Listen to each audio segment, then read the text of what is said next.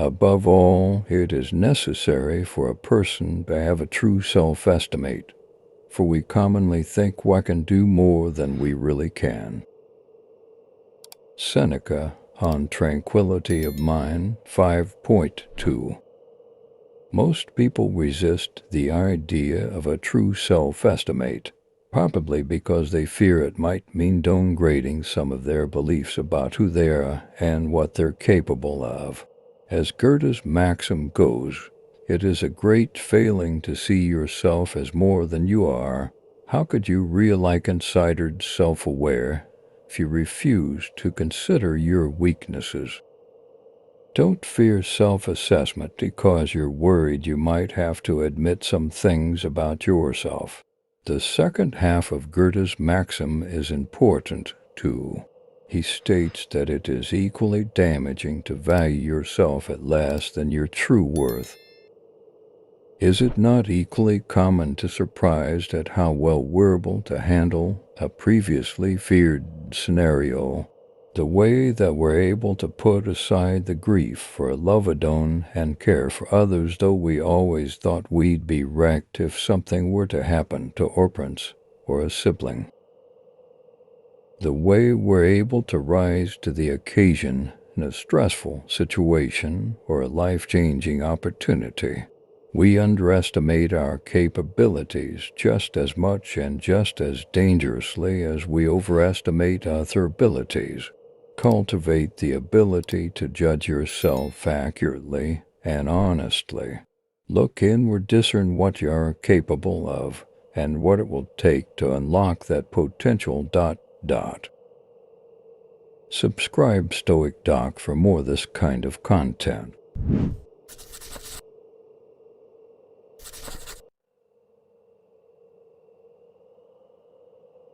Another has done me wrong. Let him see to it. He has his own tendencies and his own affairs. What I have now is what the common nature has willed, and what I endeavor to accomplish now is what my nature wills. Marcus Aurelius, Meditations 5.5.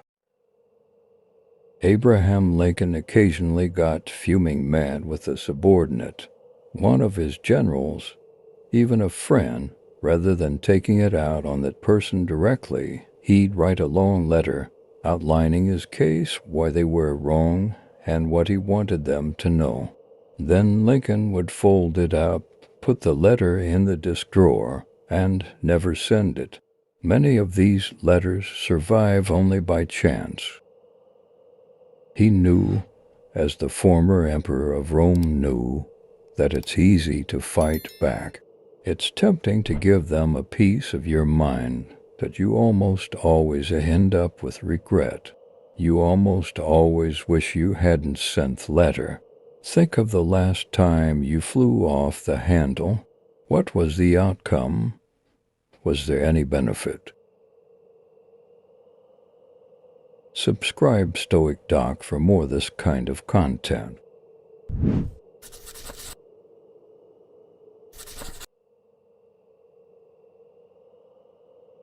The unrestricted person, who has in hand what they will in all events, is free. But anyone who can be restricted, coerced, or pushed into something against what they will is a slave. Epictetus Discourses for Point 1. Take a look at some of the most powerful, rich, and famous people in the world. Ignore the trappings of their success and what they're able to buy. Look instead at what they're forced to trade and return look at what success has cost them. Mostly freedom, their work demands they wear a suit. Their success depends on attending certain parties, kissing up to people they don't like. It will require inevitably realizing they are unable to say what they actually think. Worse, it demands that they become a different type of person or do bad things. Sure, it might pay well, but they haven't truly examined the transaction. As Seneca put it, slavery resides under marble and gold. Too many successful people are prisoners in jails of their own making. Is that what you want? Is that what you're working hard toward? Let's hope not. Subscribe Stoic Doc for more this kind of content.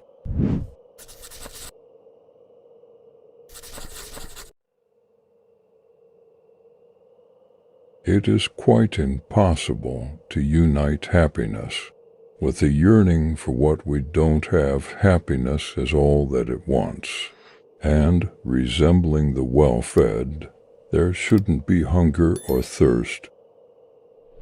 Epictetus Discourses 3.24.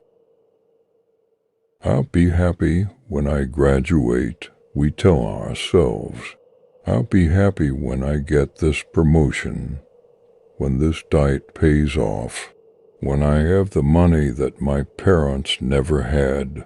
Conditional happiness is what psychologists call this kind of thinking, like the horizon.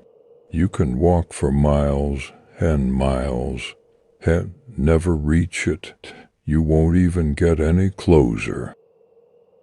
Eagerly anticipating some future event, passionately imagining something you desire, looking forward to some happy scenario. As pleasurable as these activities might seem, they ruin your chance at happiness here and now. Locate that yearning for more, better, someday, and see it for what it is, the enemy of your contentment.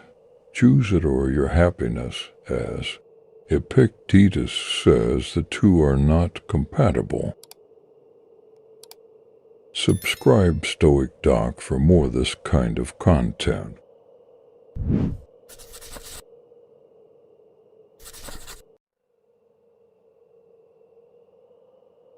This is the true athlete, the person in rigorous training against false impressions. Remain firm. You who suffered, don't be kidnapped by your impressions. The struggle is great, the task divine. To gain mastery, freedom, happiness, and tranquility. Epictetus Discourses 2.18, 27-28. Epictetus also used the metaphor of a storm, saying that our impressions are not unlike extreme weather that can catch us and whirl us about. When we get worked up or passionate about an issue, we can relate. But let's think about the role of the weather in modern times. Today, we have forecasters and experts who can fairly accurately predict storm patterns today. We're defenseless against a hurricane only if we refuse to prepare or heed the warnings. If we don't have a plan, if we never learn how to put up the storm windows, we will be at the mercy of these external and internal elements. We're still puny human beings compared with 100-mile-per-hour winds, but we have the advantage of being able to prepare, being able to struggle against them in a new way. Subscribe Stoic Doc for more this kind of content.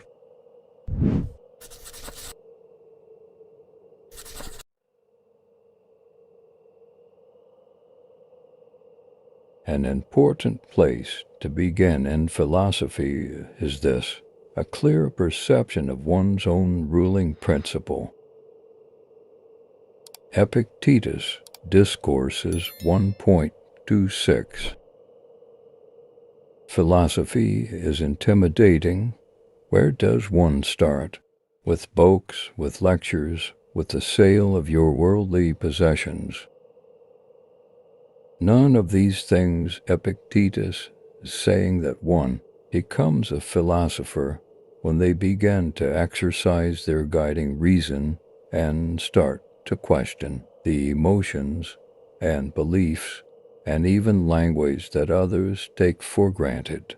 It is thought that an animal has self-awareness when it is able to fully recognize itself in a mirror. Perhaps we could say that we begin our journey into philosophy when we become aware of the ability to tonalize our own minds. Can you start with that step today? When you do, you'll find that from it we really come alive, that well-lived lives, to paraphrase Socrates, that are actually worth living. Subscribe Stoic Doc for more of this kind of content.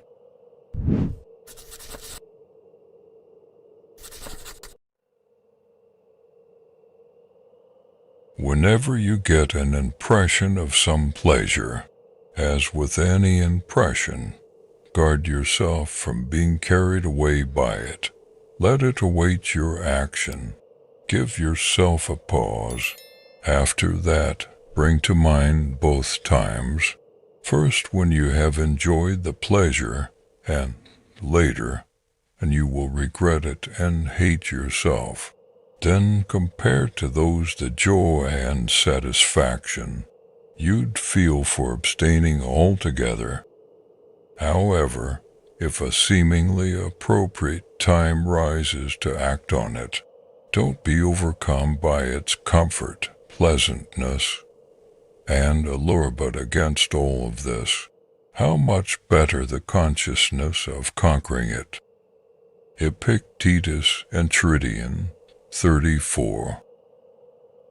Self-control is a difficult thing, no question, which is why a popular trick from dieting might be helpful. Some diets allow a cheat day, 1 day per week, in which dieters can eat anything and everything they want. Indeed, they're encouraged to write a list during the week of all the foods they craved, so they can enjoy them all at once as a treat, the thinking being that if you're eating healthy, 6 out of 7 days you're still ahead. At first, this sounds like a dream, but anyone who has actually done this knows the truth. Each cheat day you eat yourself sick and hate yourself afterward. Soon enough you're willingly abstaining from cheating at all, because you don't need it, and you definitely don't want it. It's not unlike a parent catching her child with cigarettes and forcing him to smoke the whole pack. It's important to connect the so-called temptation with its actual effects once you understand that indulging might actually be worse than resisting. The urge begins to lose its appeal. In this way, self-control becomes the real pleasure, and the temptation becomes the regret. Subscribe Stoic Doc for more of this kind of content.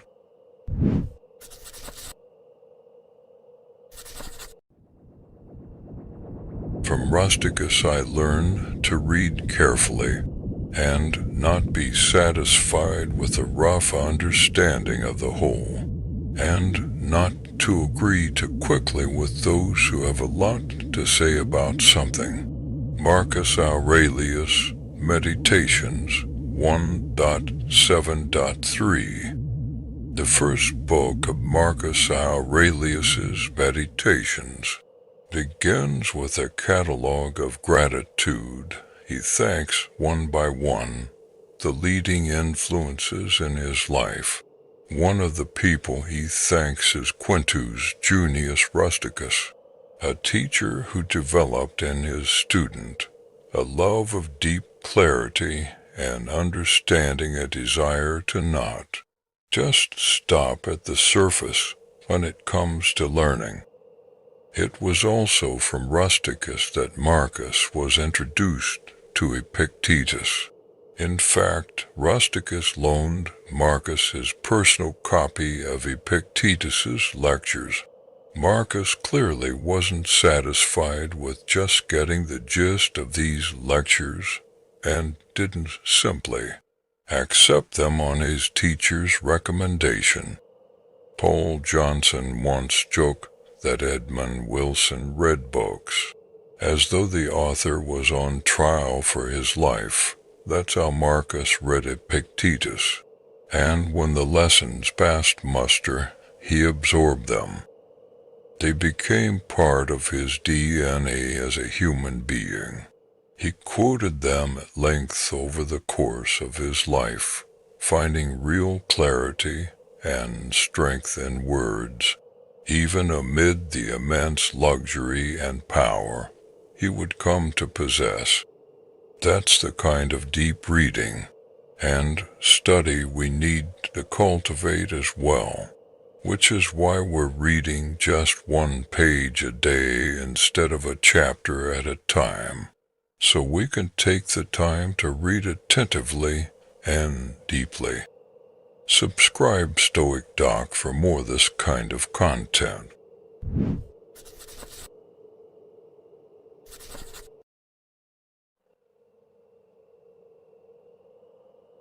Who then is invincible? The one who cannot be upset by anything outside their reasoned choice. Epictetus, Discourses 1.18. Have you ever watched a seasoned pro handle the media? No question is too tough, no tone too pointed or insulting. They parry every blow with humor, pose, and patience. Even when stung or provoked, they choose not to flinch or react. They're able to do this not only because of training and experience, but because they understand that reacting emotionally will only make the situation worse. The media is waiting for them to slip up or get upset, so to successfully navigate press events they have internalized the importance of keeping themselves under calm control. It's unlikely you'll face a horde of probing reporters bombarding you with insensitive questions today, but it might be helpful whatever stresses or frustrations or overload that do come your way to picture that image and use it as your model for dealing with them. Our reasoned choice, our prohairesis, as the Stoics called it, is a kind of invincibility that we can cultivate. We can shrug off hostile attacks and breeze through pressure or problems and, like our model, when we finish, we can point back into the crowd and say, "Next." Subscribe Stoic Doc for more of this kind of content.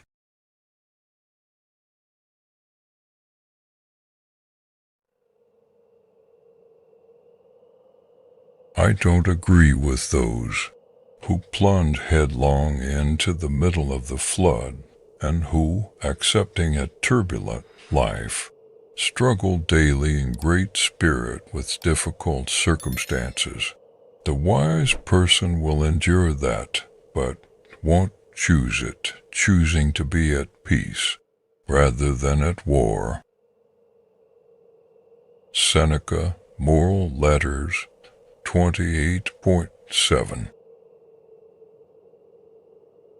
It has become a cliché to quote Theodore Roosevelt's Man in the Arena speech, which lionizes the one whose face is marred by dust and sweat and blood, who strives valiantly.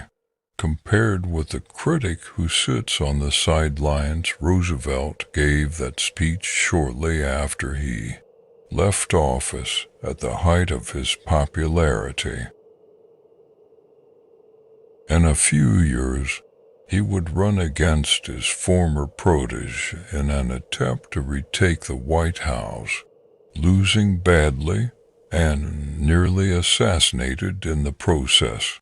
He would also nearly die exploring a river in the Amazon, kill thousands of animals in African safaris, and then beg Woodrow Wilson to allow him to enlist in World War I, despite being 59 years old.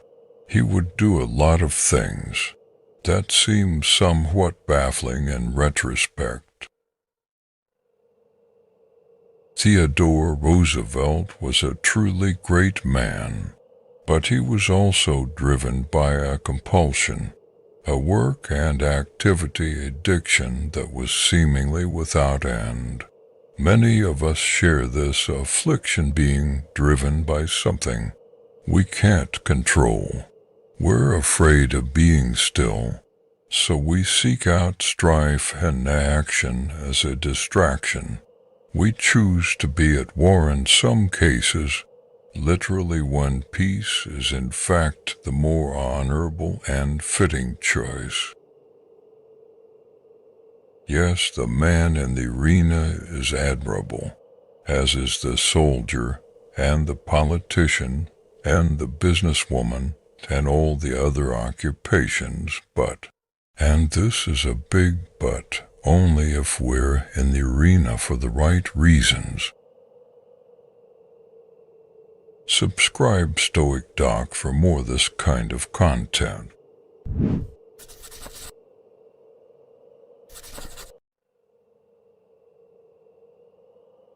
Remember to conduct yourself in life as if at a banquet.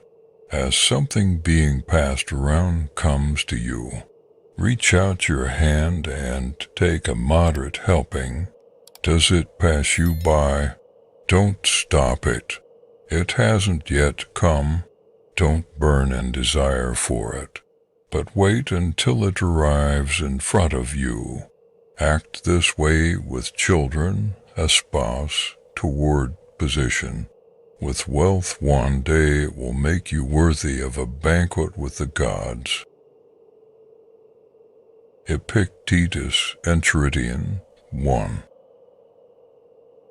The next time you see something you want, remember Epictetus's metaphor of life's banquet as you find yourself getting excited, ready to do anything and everything to get at the equivalent of reaching across the table and grabbing a dish out of someone's hands. Just remind yourself that's bad manners and unnecessary. Then wait patiently for your turn. This metaphor has other interpretations too. For instance, we might reflect that we're lucky to have been invited to such a wonderful feast, gratitude, or that we should take our time and savor the taste of what's on offer, enjoying the present moment. But that to stuff ourselves sick with food and drink serves no one. Least of all our health. Gluttony is a deadly sin, after all. That at the end of the meal, it's rude not to help the host clean up and do the dishes. Selflessness. And finally, that next time it's our turn to host and treat others just as we had been treated. Charity. Enjoy the meal. Subscribe Stoic Doc for more of this kind of content.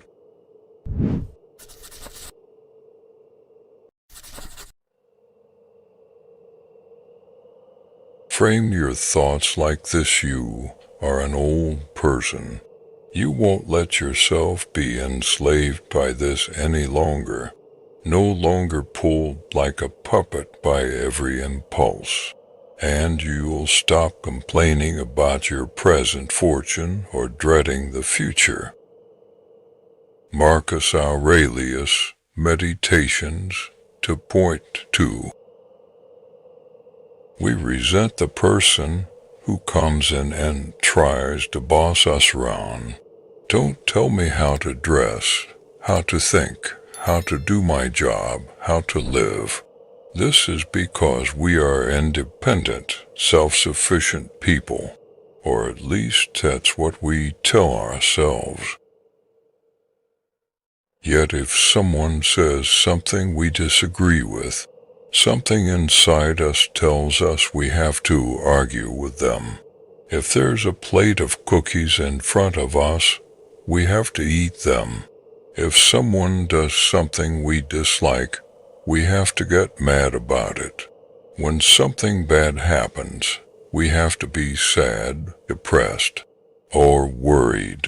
But if something good happens a few minutes later, all of a sudden we're happy, excited, and want more.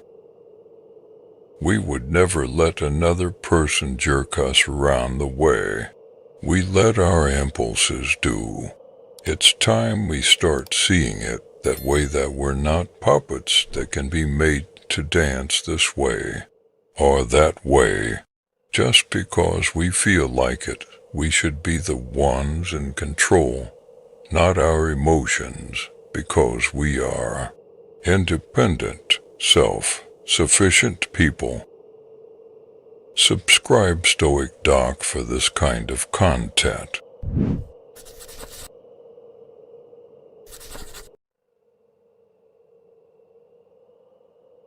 You cry, I'm suffering severe pain. Are you then relieved from feeling it if you bear it in an unmanly way? Seneca, Moral Letters, 78.17. The next time someone gets upset near you, crying, yelling, breaking something, being pointed or cruel, watch how quickly this statement will stop them cold. I hope this is making you feel better, because of course it isn't. Only in the bubble of extreme emotion can we justify any of that kind of behavior, and when called to account for it, we usually feel sheepish or embarrassed. It's worth applying that standard to yourself. The next time you find yourself in the middle of a freak-out, or moaning and groaning with flu-like symptoms, or crying tears of regret, just ask, is this actually making me feel better? Is this actually relieving any of the symptoms I wish were gone? Subscribe Stoic Doc for more of this kind of content.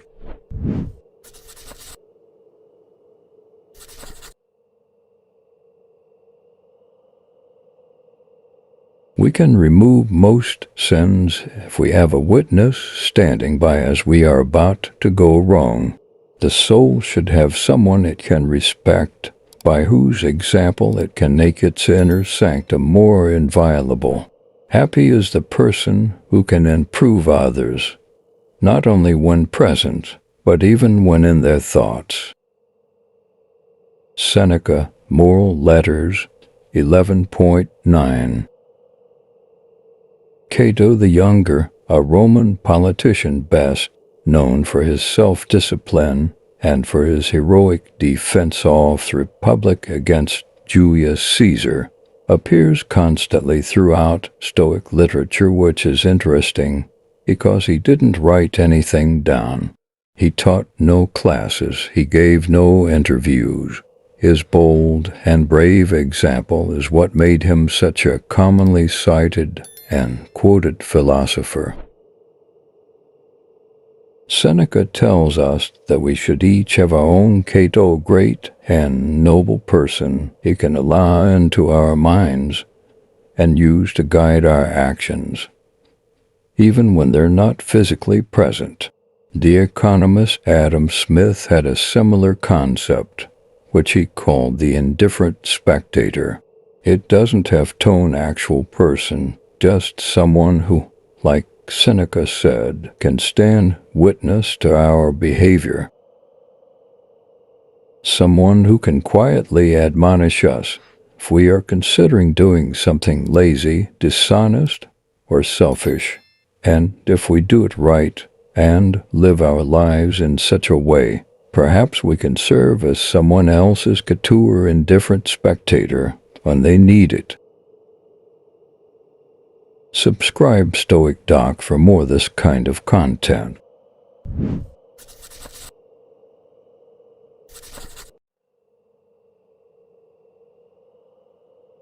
These things don't go together. You must be a unified human being, either good or bad.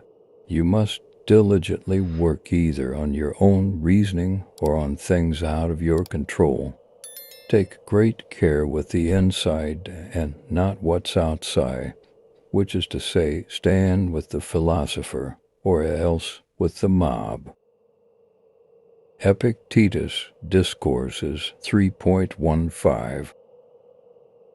We're all complicated people. We have multiple sides to ourselves, conflicting wants, desires, and fears. The outside world is unless confusing and contradictory. If we're not careful, all these forces, pushing and pulling, will eventually tear apart. We can't live as both Jekyll and Hyde. Not for long, anyway. We have a choice: to stand with the philosopher and focus strenuously on the inside, or to behave like a leader of a mob, becoming whatever the crowd needs at a given moment. If we do not focus on our internal integration, on self-awareness, we risk external disintegration. Subscribe Stoic Doc for more of this kind of content.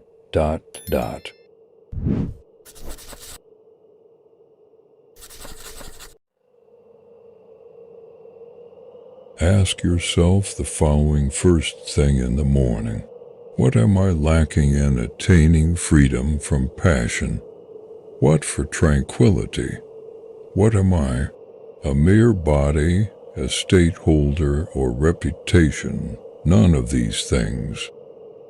What, then, a rational being? What then is demanded of me? Meditate on your actions. How did I steer away from serenity? What did I do that was unfriendly, unsocial, or uncaring? What did I fail to do in all these things? Epictetus Discourses for point 6. Many successful people have a morning ritual. For some, it's meditation. For others, it's exercise. For many, it's journaling. Just a few pages where they write down their thoughts, fears, hopes. In these cases, the point is not so much the activity itself as it is the ritualized reflection. The idea is to take some time to look inward and examine. Taking that time is what Stoics advocated more than almost anything else. We don't know whether Marcus Aurelius wrote his meditations in the morning or at night, but we know he carved out moments of quiet alone time, and that he wrote for himself, not for anyone else. If you're looking for a place to start your own ritual, you could do worse than Marcus's example and Epictetus's checklist. Every day, starting today, ask yourself these same tough questions. Let philosophy and hard work guide you to better answers, one morning at a time over the course of a life. Subscribe Stoic Doc for more of this kind of content.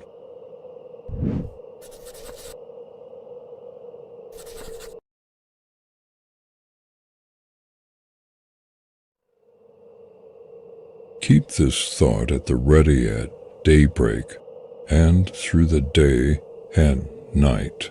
There is only one path to happiness, and that is in giving up all outside of your sphere of choice, regarding nothing else as your possession, surrendering all else to God and fortune.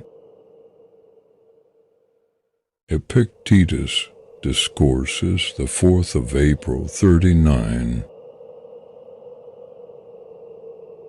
This morning, remind yourself of what is in your control and what's not in your control. Remind yourself to focus on the former and not the latter.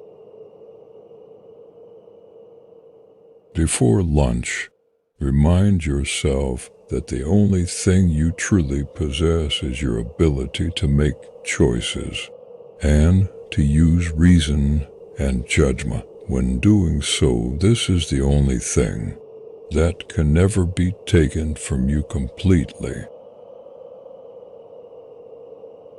In the afternoon, remind yourself that aside from the choices you make, your fate is not entirely up to you. The world is spinning and we spin along with it, whichever direction, good or bad. In the evening, remind yourself again how much is outside of your control and where your choices begin and end. As you lie in bed, remember that sleep is a form of surrender and trust and how easily it comes, and prepare to start the whole cycle over again tomorrow.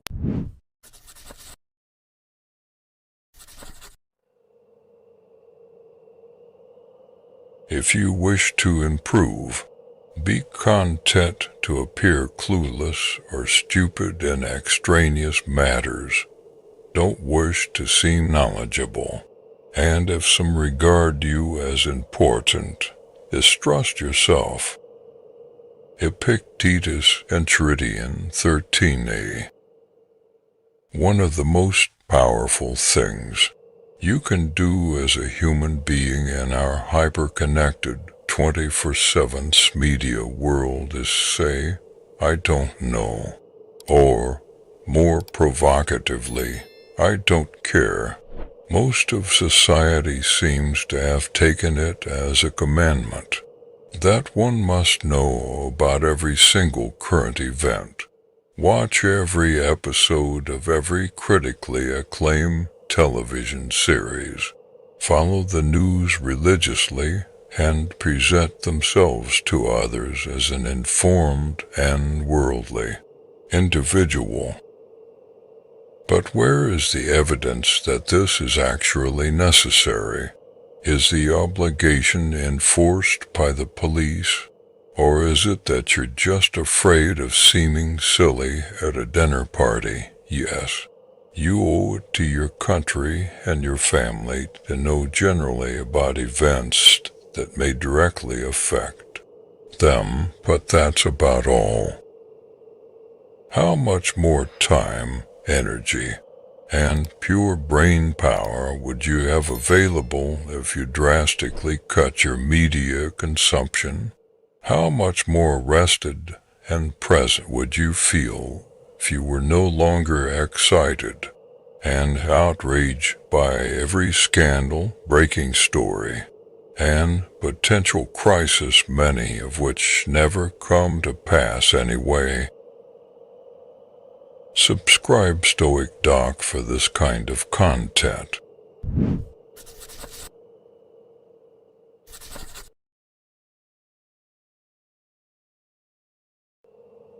The essence of good is a certain kind of reasoned choice, just as the essence of evil is another kind. What about externals, then? They are only the raw material for our reasoned choice, which finds its own good or evil in working with them. How will it find the good? Not by marveling at the material. For, if judgments about the material are straight, that makes our choices good. But if those judgments are twisted, our choices turn bad. Epictetus Discourses 1.9. The Stoics seek steadiness, stability, and tranquility, traits most of us aspire to, but seem to experience only fleetingly. How do they accomplish this elusive goal? How does one embody eustatheia, the word Aryan used to describe this teaching of Epictetus? Well, it's not luck. It's not by eliminating outside influences or running away to quiet and solitude. Instead, it's about filtering the outside world through the straightener of our judgment. That's what our reason can do. It can take the crooked, confusing, and overwhelming nature of external events and make them orderly. However, if our judgments are crooked because we don't use reason, then everything that follows will be crooked, and we will lose our ability to steady ourselves in the chaos and rush of life. If you want to be steady, if you want clarity, proper judgment is the best way.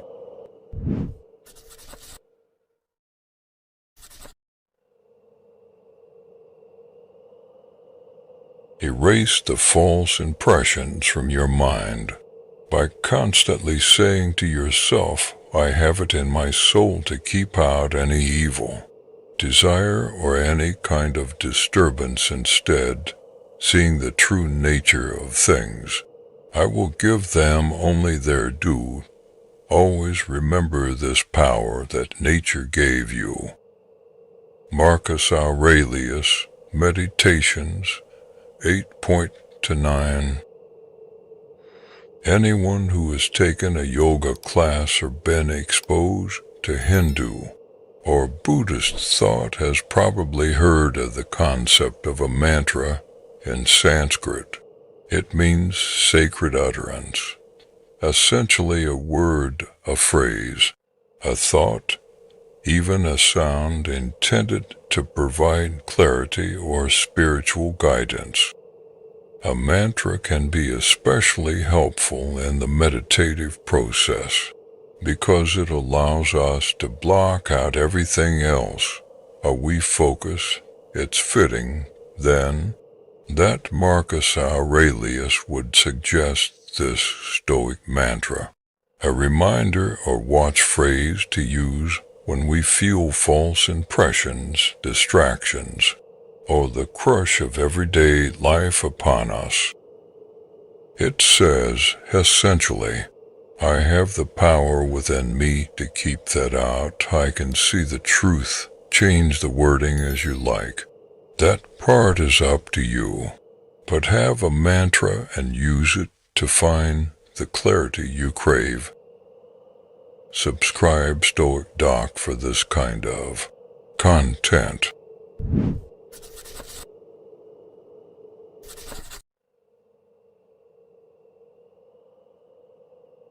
For to be wise is only one thing, to fix our attention on our intelligence, which guides all things everywhere. Heraclitus, quoted in Diogenes Laertius, Lives of the Eminent Philosophers 9.1. Why did I do that? You've probably asked yourself. We all have. How could I have been so stupid? What was I thinking you weren't? That's the problem. Within that head of yours is all the reason, and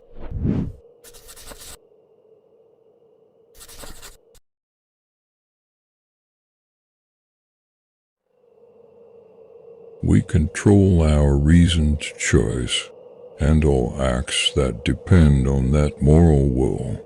What's not under our control are the body and any of its parts, our possessions, parents, siblings, children, country, anything with which we might associate. Epictetus Discourses, January 22nd, 10.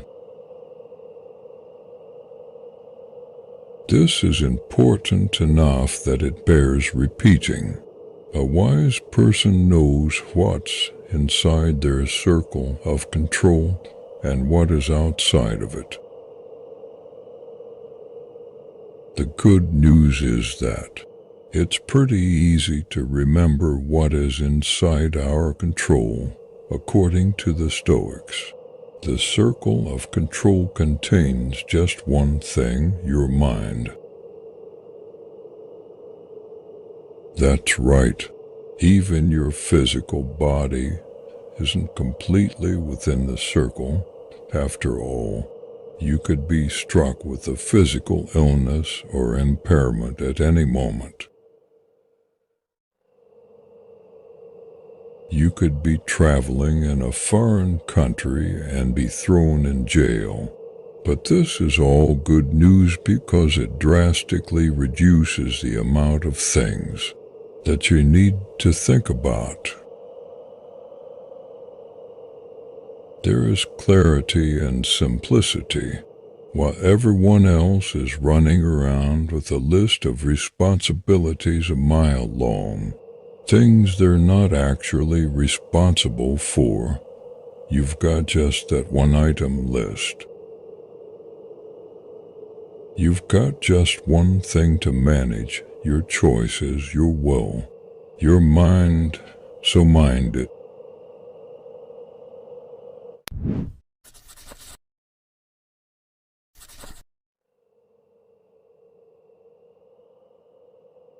The soul is like a bowl of water, and our impressions are like the ray of light falling upon the water. When the water is troubled, it appears that the light itself is moved too, but it isn't. So when a person loses their composure, it isn't their skills and virtues that are troubled, but the spirit in which they exist. And when that spirit calms down, so do those things. Epictetus Discourses 3.3. You messed up a little, or maybe you messed up a lot, so that doesn't change the philosophy that you know. It's not as if your reasoned choice has permanently abandoned you. Rather, it was you who temporarily abandoned it.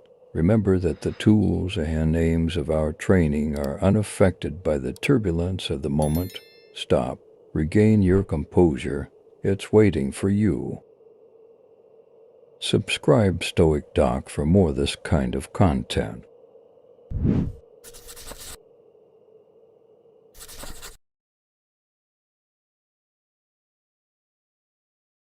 The chief task in life is simply this: to identify and separate matters so that I can say clearly to myself, which are externals not under my control, and which have to do with the choices I actually control. Where then do I look for good and evil, not to uncontrollable externals, but within myself to the choices that are my own. Epictetus.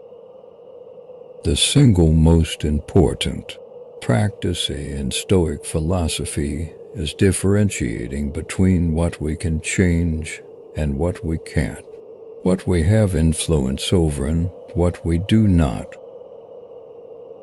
A flight is delayed because of whether no amount of yelling at an airline representative will end a storm. No amount of wishing will make you taller or shorter or born in a different country. No matter how hard you try, you can't make someone like you. And on top of that, time spent hurling yourself at these immovable objects is time not spent on the things you can change. The recovery community practices something called the Serenity Prayer. God, grant me The serenity to accept the things I cannot change, the courage to change the things I can, and the wisdom to know the difference. Addicts cannot change the abuse suffered in childhood. They cannot undo the choices they have made or the hurt they have caused, but they can change the future through the power they have in the present moment. As Epictetus said, they can control the choices they make right now. The same is true for us today if we can focus on making clear what parts of our day are within our control and what parts are not. We will not only be happier, we will have a distinct advantage over other people who fail to realize they are fighting an unwinnable battle.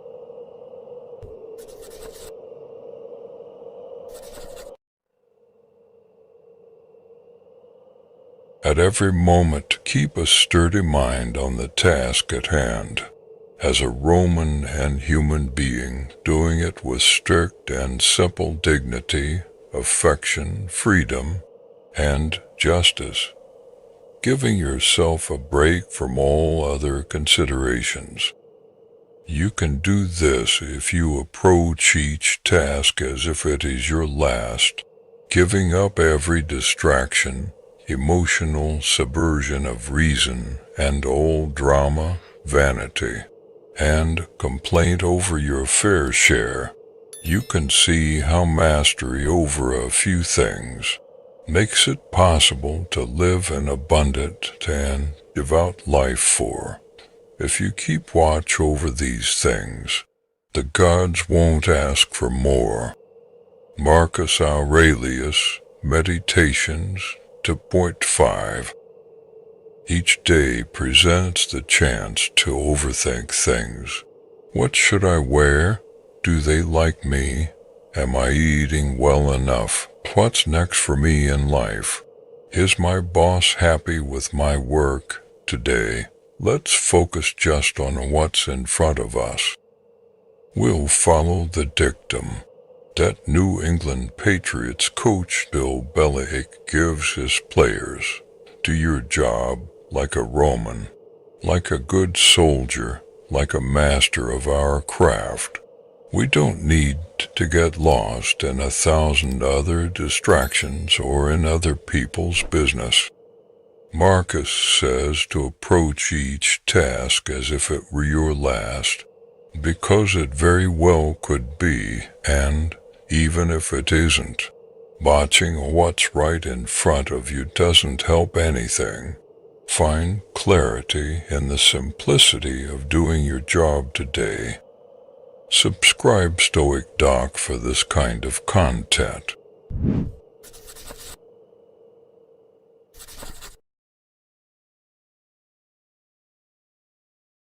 What is the fruit of these teachings? Only the most beautiful and proper harvest of the truly educated tranquility, fearlessness, and freedom.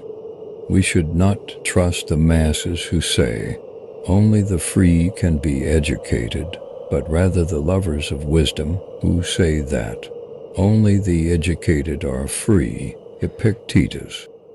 Why did you pick up this book? Why pick up any book? Not to seem smarter, not to pass time on the plane, not to hear what you want to hear. There are plenty of easier choices than reading. No, you picked up this book because you are learning how to live, because you want to be freer, fearless, and achieve a state of peace. Education, reading, and meditating on the wisdom of great minds is not to be done for its own sake. It has a purpose. Remember that imperative on the days you start to feel distracted when watching television or having a snack. Seems like a better use of your time than reading or studying philosophy. Knowledge, self-knowledge in particular, is freedom.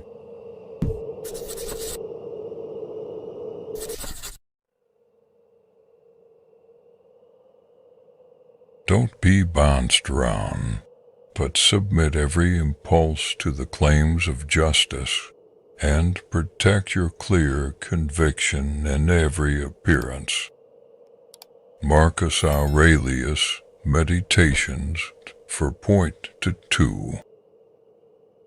Think of the manic people in your life, not the ones suffering from an unfortunate disorder, but the ones whose lives and choices are in disorder. Everything is soaring highs or crushing lows. The day is either amazing or awful. Aren't those people exhausting? Don't you wish they just had a filter through which they could test the good impulses versus the bad ones? There is such a filter: justice, reason, philosophy. If there's a central message of Stoic thought, it's this: impulses of all kinds are going to come, and your work is to control them. Like bringing a dog to heel. Put more simply, think before you act. Ask, who's in control here? What principles are guiding me? Subscribe Stoic Doc for more of this kind of content.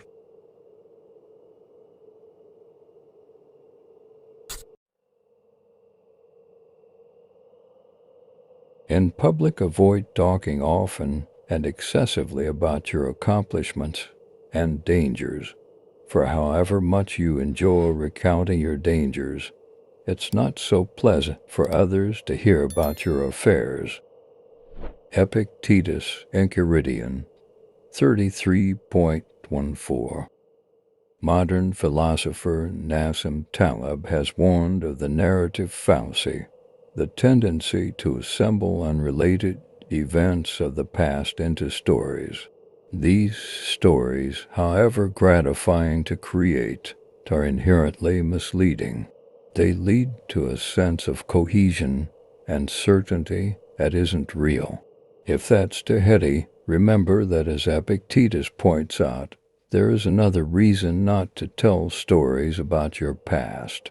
It's boring, annoying, and self-absorbed. It might make you feel good to dominate the conversation and make it all about you. But how do you think it is for everyone else?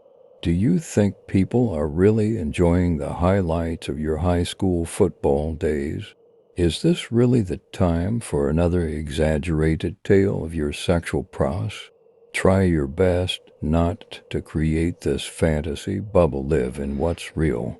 Listen and connect with people. Don't perform for them. Subscribe Stoic Doc for more of this kind of content.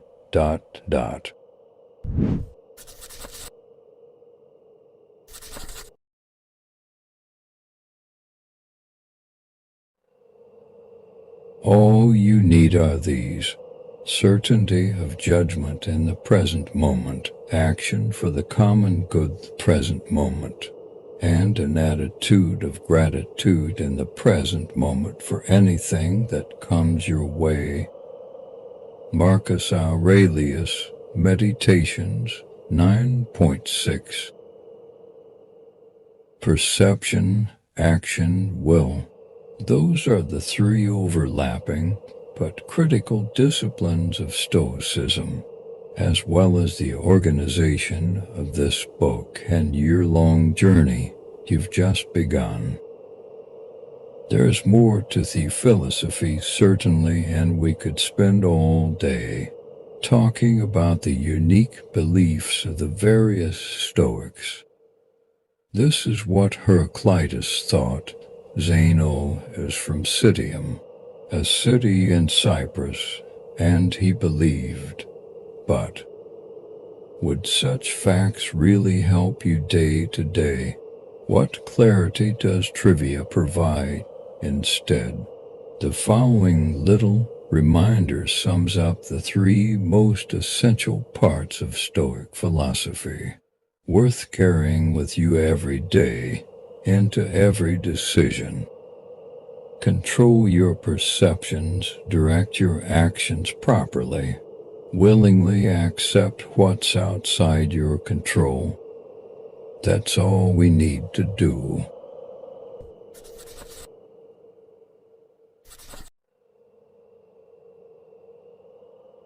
Take a good hard look at people's ruling principle, especially of the wise, what they run away from and what they seek out. Marcus Aurelius, Meditations, for .38. Seneca has said, without a ruler to do it against, you can't make crooked straight. That is the role of wise people in our lives, to serve as model and inspiration, to bounce our ideas off and test our presumptions. Who that person will be for you is up to you.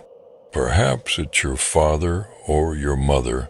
Maybe it's a philosopher or a writer or a thinker.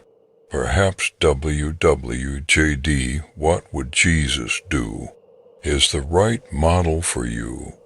But pick someone, watch what they do and what they don't do, and do your best to do the same. Subscribe Stoic Doc for this kind of content.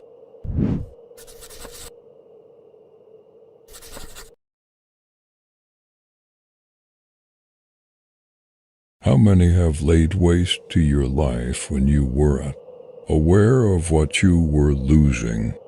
How much was wasted in pointless grief, foolish joy, greedy desire, and social amusements?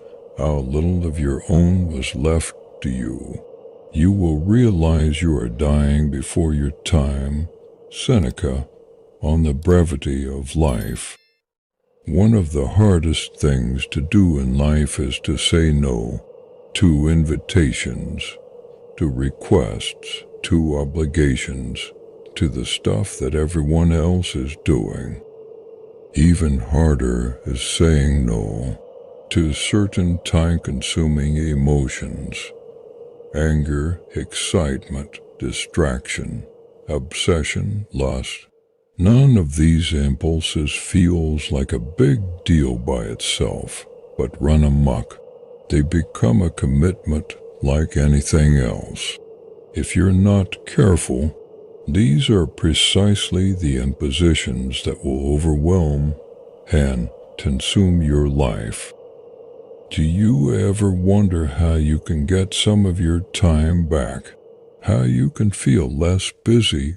Start by learning the power of no, as in no, thank you, and no, I'm not going to get caught up in that, and no, I just can't right now. It may hurt some feelings, it may turn people off, it may take some hard work, but the more you say no to the things that don't matter, the more you can say yes to the things that do. This will let you live and enjoy your life, the life that you want.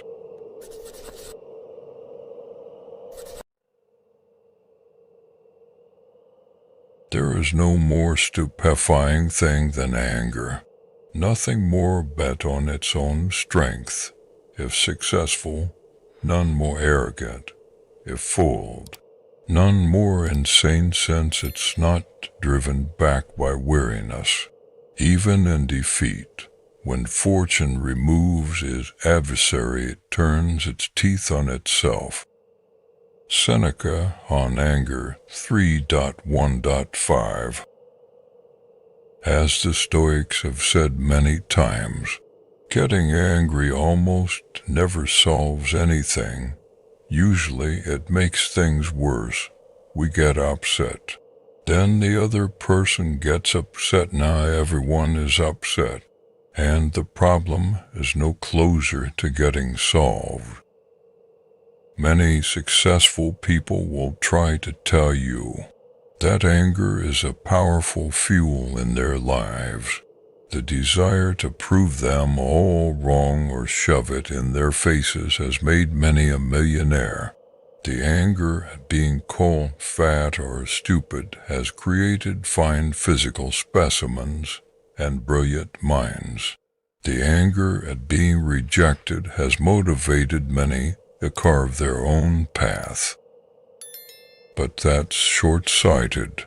Such stories ignore the pollution produced as a side effect and the wear and tear it put on the engine.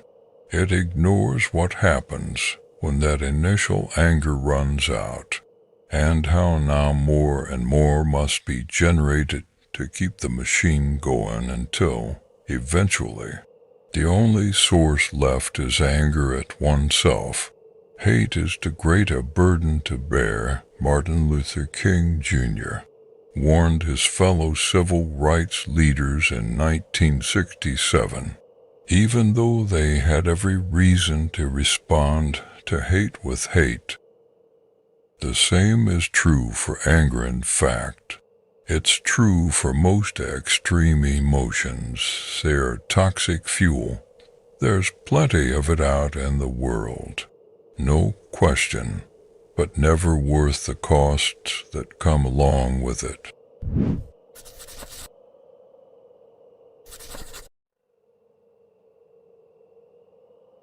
If someone asks you how to write your name, would you bark out each letter? And if they get angry, would you then return the anger? Wouldn't you rather gently spell out each letter for them?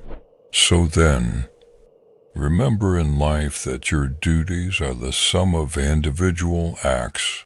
Pay attention to each of these as you do your duty. Just methodically complete your task. Marcus Aurelius, Meditations 6.26. Here's a common scenario. You're working with a frustrating coworker or a difficult boss. They ask you to do something and, because you dislike the messenger, you immediately object. There is this problem or that one, or their request is obnoxious and rude. So you tell them, no, I'm not going to do it.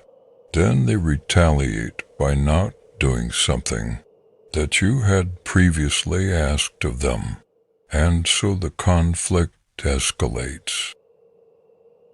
Meanwhile, if you could step back and see it objectively, you'd probably see that not everything they're asking for is unreasonable. In fact, some of it is pretty easy to do, or is, at least, agreeable, and if you did it, it might make the rest of the tasks a bit more tolerable too. Pretty soon, you've done the entire thing. Life and our job is difficult enough. Let's not make it harder by getting emotional about insignificant matters or digging in for battles we don't actually care about. Let's not let emotion get in the way of kathekon, the simple, appropriate actions on the path to virtue. So subscribe Stoic Doc for more of this kind of content.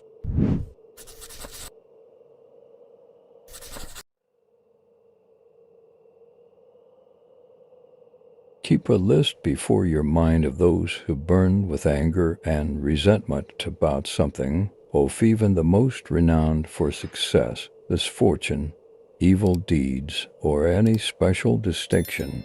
Then ask yourself, how did that work out? Smoke and dust, the stuff of simple myth trying to be legend. Marcus Aurelius, Meditations 12.27. In Marcus Aurelius's writings, he constantly points out how the emperors who came before him were barely remembered just a few years later. To him, this was a reminder that no matter how much he conquered, no matter how much he inflicted his will on the world, It would be like building a castle in the sand soon to be erased by the winds of time. The same goes for those driven to the heights of hate or anger or obsession or perfectionism. Marcus liked to point out that Alexander the Great, one of the most passionate and ambitious men who ever lived, was buried in the same ground as his mule driver. Eventually, all of us will pass away and slowly be forgotten. We should enjoy this brief time we have on earth, not enslave to emotions that make you miserable and dissatisfied. Subscribe Stoic Doc for more of this kind of content.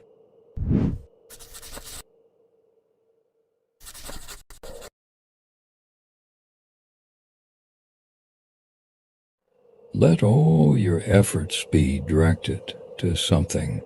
Let it keep that end in view. It's not activity that disturbs people, but false conceptions of things that drive them mad. Seneca, on Tranquility of Mind 12.5. Law 29 of the 48 Laws of Power is plan all the way to the end. Robert Greene writes, by planning to the end, you will not be overwhelmed by circumstances, and you will know when to stop. Gently guide fortune and help determine the future by thinking far ahead. The second habit in the 7 habits of highly effective people is begin with an end in mind. Having an end in mind is no guarantee that you will reach it. No Stoic would tolerate that assumption. But not having an end in mind is a guarantee you won't. To the Stoics, Voss's false conceptions are responsible not just for disturbances in the soul, but for chaotic and dysfunctional lives and operations. When your efforts are not directed at a cause or a purpose, how will you know what to do day in and day out? How will you know what to say no to and what to say yes to? How will you know when you've had enough, when you've reached your goal, when you've gotten off track, if you've never defined what those things are? The answer is that you cannot, and so you are driven into failure or worse, into madness by the oblivion of directionlessness.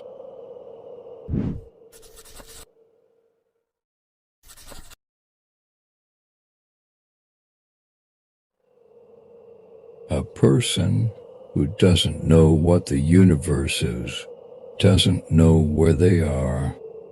A person who doesn't know their purpose in life, doesn't know who they are or what the universe is. A person who doesn't know any one of these things, doesn't know why they are here.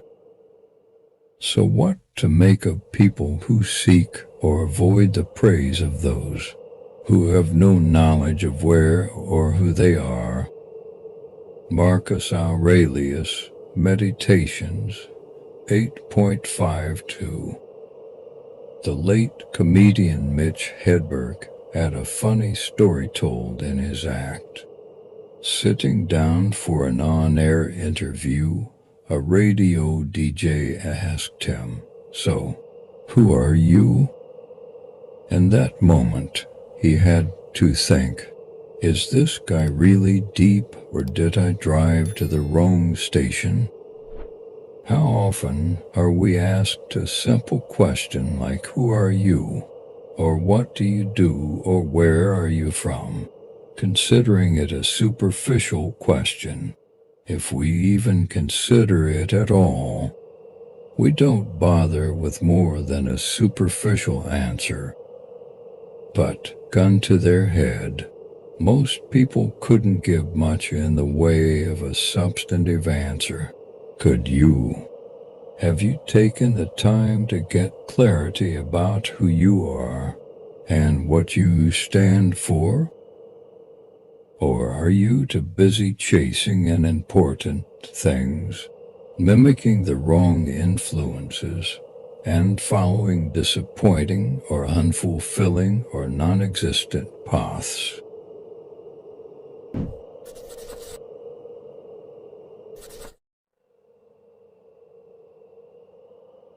There are three areas in which the person who would be wise and good must be trained. The first has to do with desires and aversions, that a person may never miss the mark in desires or fall into what repels them.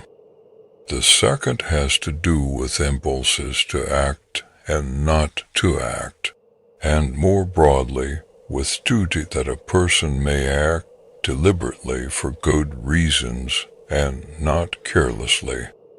The third has to do with freedom from deception and composure, and the whole area of judgment, the assent our mind gives to its perceptions of these areas. The chief and most urgent is the first, which has to do with the passions, for strong emotions arise only when we fail in our desires and aversions. Epictetus Discourses 3.2. Today, let's focus on the three areas of training that Epictetus laid out for us. First, we must consider what we should desire and what we should be averse to. Why? So that we want what is good and avoid what is bad. It's not enough to just listen to your body, because our attractions often lead us astray. Next, we must examine our impulses to act, that is, our motivations. Are we doing things for the right reasons, or do we act because we haven't stopped to think? Or do we believe that we have to do something?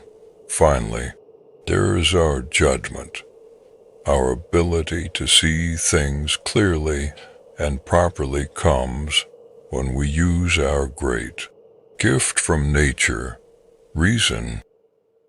These are three distinct areas of training, but in practice they are inextricably intertwined. Our judgment affects what we desire.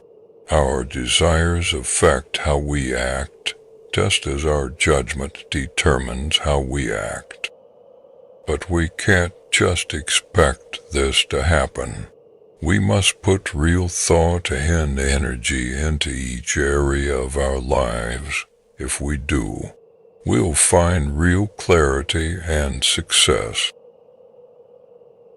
Subscribe Stoic Doc for more of this kind of content.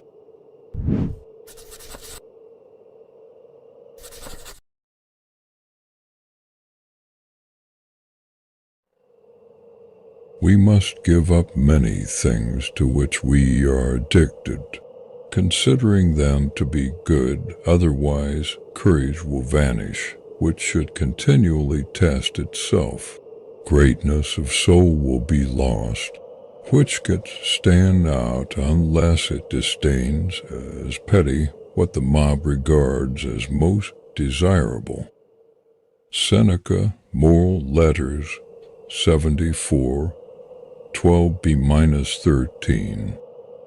What we consider to be harmless indulgences can easily become full-blown addictions. We start with coffee in the morning, and soon enough we can't start the day without it. We check our email because it's part of our job, and soon enough we feel the phantom buzz of the phone in our pocket every few seconds. Soon enough, these harmless habits are running our lives, the little compulsions and drives. We have not only chip away at our freedom and sovereignty, they cloud our clarity. We think we're in control, but are we really? As one addict put it, addiction is when we've lost the freedom to abstain. Let us reclaim that freedom. What that addiction is for you can vary: soda, drugs, complaining, gossip, the internet, biting your nails. But you must reclaim the ability to abstain, because within it is your clarity and self-control.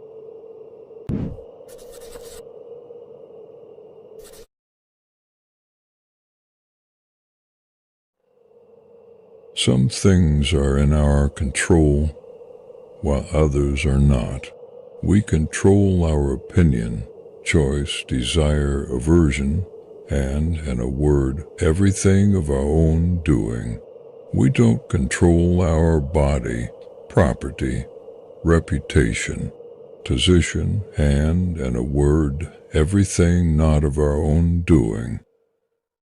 Even more, the things in our control are by nature free, unhindered and unobstructed, while those not in our control are weak, slavish, can be hindered, and are not our own.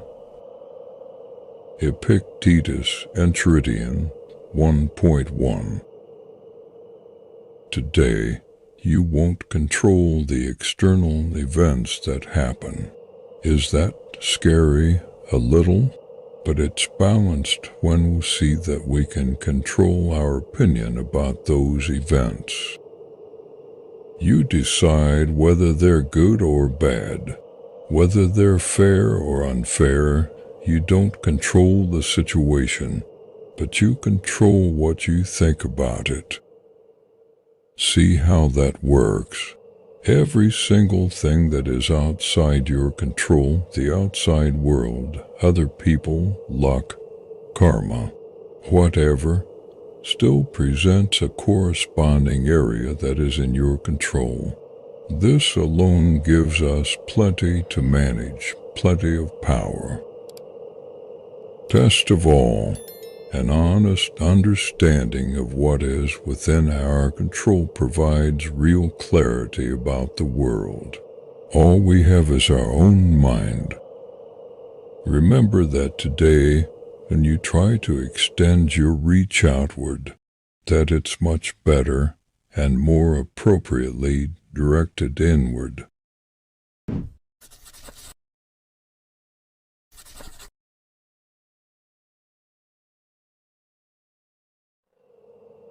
The proper work of the mind is the exercise of choice, refusal, yearning, repulsion, preparation, purpose, and assent.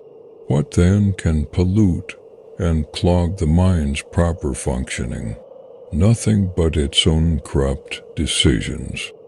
Epictetus discourses for point 11, 6-7. Let's break down each one of those tasks. Choice to do and think right.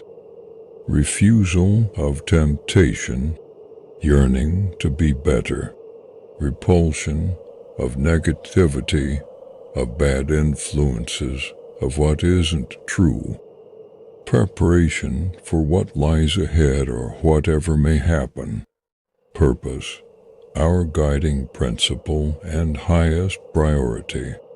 Assent, to be free of deception about what's inside and outside our control, and be ready to accept the latter. This is what the mind is here to do. We must make sure that it does, and see everything else as pollution or a corruption.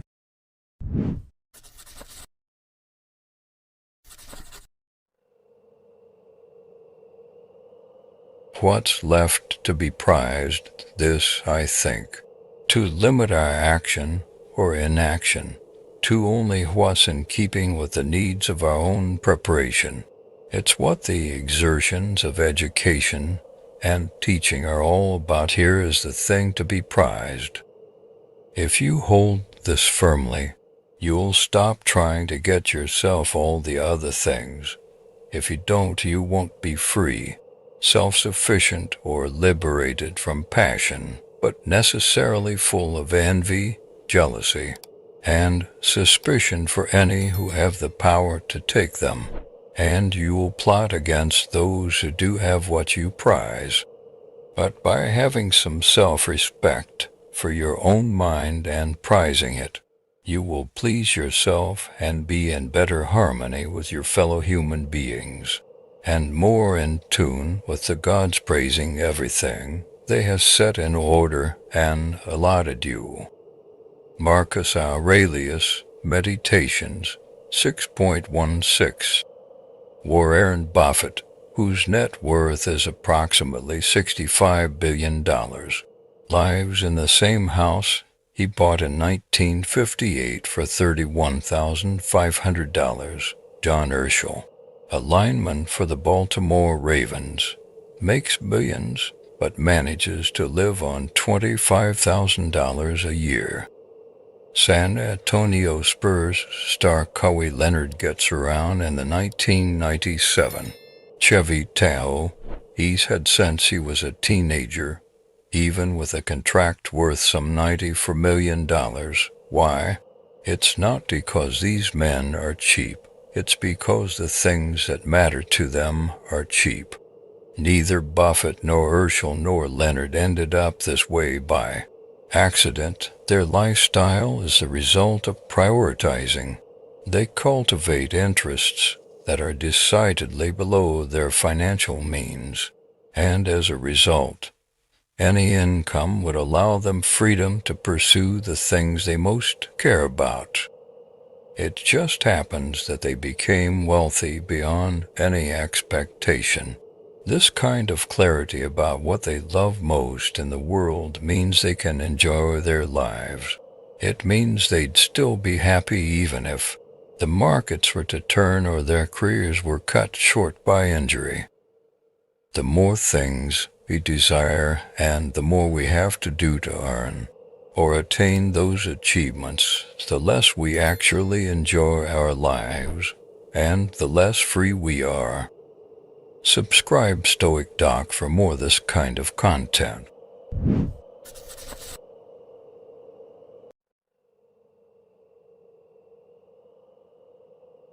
Of all the things that art, some are good, others bad, and yet others indifferent. The good are virtues, and all that share in them. The bad are the vices, and all that indulge them. The indifferent lay in between virtue and vice and include wealth, health, life, death, pleasure, and pain. Epictetus, Discourses 2.19. Imagine the power you'd have in your life and relationships if all the things that trouble everyone else, how thin they are, how much money they have, how long they have left to live, how they will didn't matter so much. What if, where others were upset, envious, excited, possessive, or greedy, you were objective, calm, and clear-headed? Can you envision that? Imagine what it would do for your relationships at work, or for your love life, or your friendships. Seneca was an incredibly wealthy, even famous man, yet he was a Stoic. He had many material things, yet, as the Stoics say, he was also indifferent to them.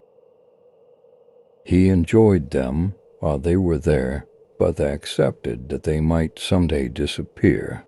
What a better attitude than desperately craving more or fearfully dreading losing even one penny. Indifference is solid middle ground. It's not about avoidance or shunning, but rather not giving any possible outcome more power or preference than is appropriate. This not easy to do, certainly, but if you could manage, how much more relaxed would you be? Subscribe Stoic Doc for more of this kind of content.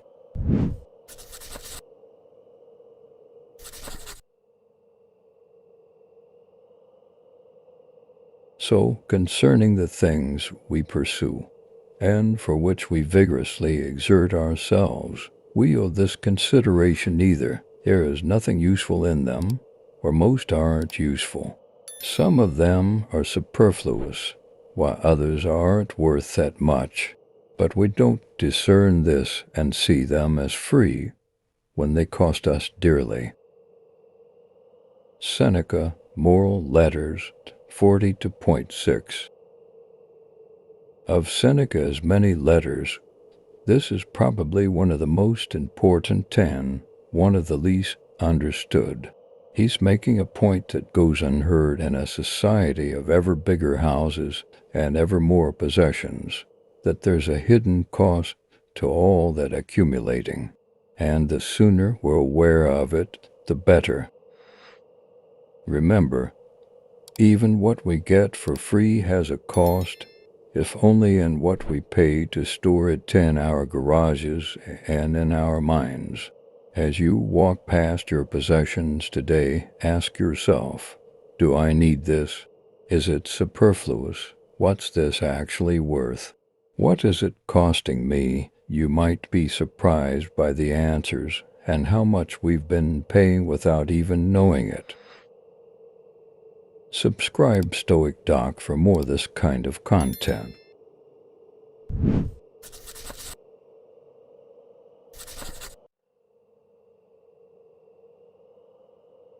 The person is free who lives as they wish, neither compelled nor hindered, nor limited, whose choices aren't hampered, whose desires succeed, and who don't fall into what repels them, who wishes to live in deception, tripped up, mistaken, undisciplined, complaining, and a rut. No one. These are base people who don't live as they wish, and so no base person is free. Epictetus Discourses for .1.1-3. It is sad to consider how much time many people spend in the course of a day doing things they have to do, not necessary obligations like work or family, but the obligations we needlessly accept out of vanity or ignorance. Consider the actions you take in order to impress other people, or the lengths you go to fulfill urgisate desires you don't even question. In one of his famous letters, Seneca observes how often powerful people are slaves to their money, to their positions, to their mistresses, even as was legal in Rome to their slaves. No slavery is more disgraceful, he quipped, than one which is self-imposed. We see this slavery all the time, a codependent person who can't help but clean up after a dysfunctional friend, a boss who micromanages employees and sweats every penny. The countless causes, events, and get-togethers we're too busy to attend but agree anyway. Take an inventory of your obligations from time to time. How many of these are self-imposed? How many of them are truly necessary? Are you as free as you think? Subscribe Stoic Doc for more this kind of content.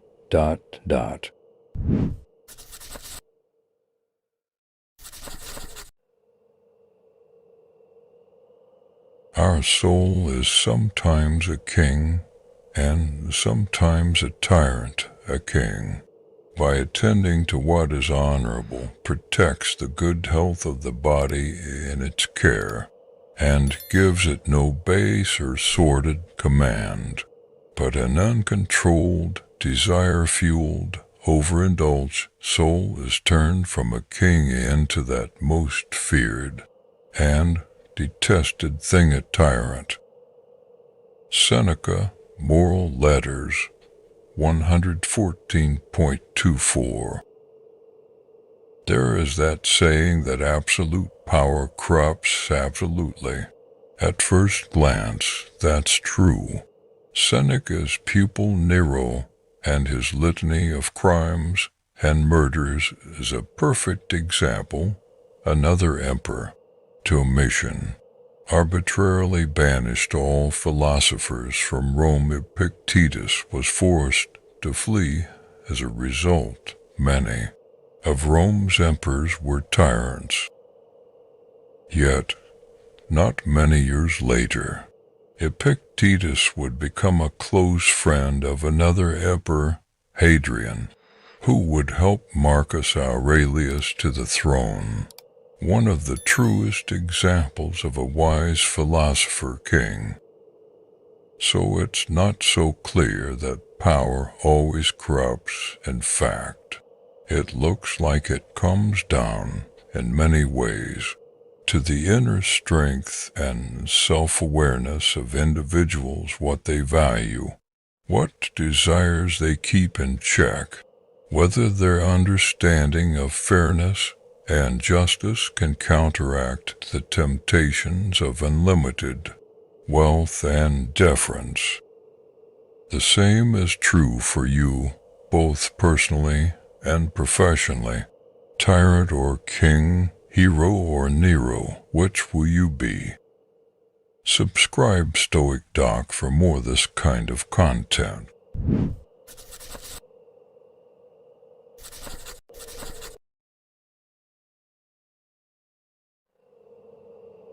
For if a person shifts their caution to their own reasoned choices and the acts of those choices, they will at the same time gain the will to avoid. But if they shift their caution away from their own reasoned choices to things not under their control, seeking to avoid what is controlled by others, they will then be agitated, fearful, and unstable. Epictetus Discourses, the 1st of February 12. The image of the Zen philosopher is the monk up the green, quiet hills, or in a beautiful temple on some rocky cliff. The Stoics are the antithesis of this idea. Instead, they are the man in the marketplace, the senator in the forum, the brave wife waiting for her soldier to return from battle, the sculptor busy in her studio. Still, the Stoic is equally at peace. Epictetus is reminding you that serenity and stability are results of your choices and judgment, not your environment. If you seek to avoid all disruptions to tranquility, other people, external events, stress, you will never be successful. Your problems will follow you wherever you run and hide. But if you seek to avoid the harmful and disruptive judgments that cause those problems, then you will be stable and steady wherever you happen to be.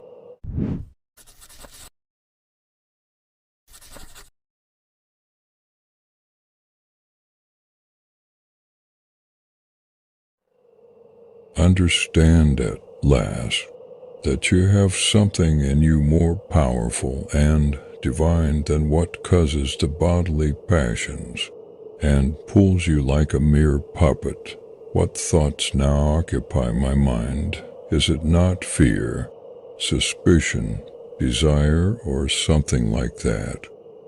Marcus Aurelius, Meditations 12.19. Think of all the interests vying for a share of your wallet, or for a second of your attention. Food scientists are engineering products to exploit your taste buds. Silicon Valley engineers are designing applications as addictive as gambling. The media is manufacturing stories to provoke outrage and anger. These are just a small slice of the temptations and forces acting on us, distracting us, and pulling us away from the things that truly matter. Marcus, thankfully, was not exposed to these extreme parts of our modern culture, but he knew plenty of distracting sinkholes too: gossip, the endless call of work, as well as fear, suspicion, lust. Every human being is pulled by these internal and external forces that are increasingly more powerful and harder to resist.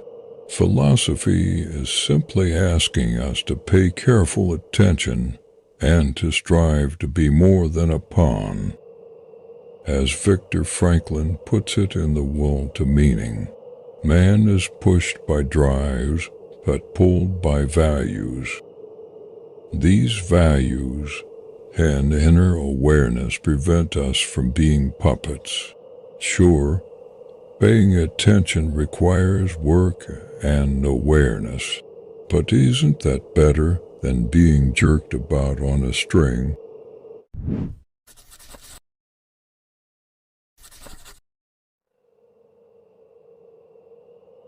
I will keep constant watch over myself, and most usefully, will put each day up for review, for this is what makes us evil, that none of us looks back upon our own lives. We reflect upon only that which we are about to do, and yet our plans for the future descend from the past. Seneca, Moral Letters, 83.2. In a letter to his older brother Novatus, Seneca describes a beneficial exercise he borrowed from another prominent philosopher. At the end of each day, he would ask himself variations of the following questions: what bad habit did I curb today? How am I better? Were my actions just? How can I improve? At the beginning or end of each day, the Stoic sits down with his journal and reviews what he did, what he thought, what could be improved. It's for this reason that Marcus Aurelius's Meditations is a somewhat inscrutable book. It was for personal clarity and not public benefit. Writing down Stoic exercises was and is also a form of practicing them, just as repeating a prayer or hymn might be. Keep your own journal, whether it's saved on a computer or in a little notebook. Take time to consciously recall the events of the previous day. Be unflinching in your assessments. Notice what contributed to your happiness and what detracted from it. Write down what you'd like to work on or quotes that you like. By making the effort to record such thoughts, you're less likely to forget them. An added bonus: you'll have a running tally to track your progress too. Subscribe Stoic Doc for this kind of content.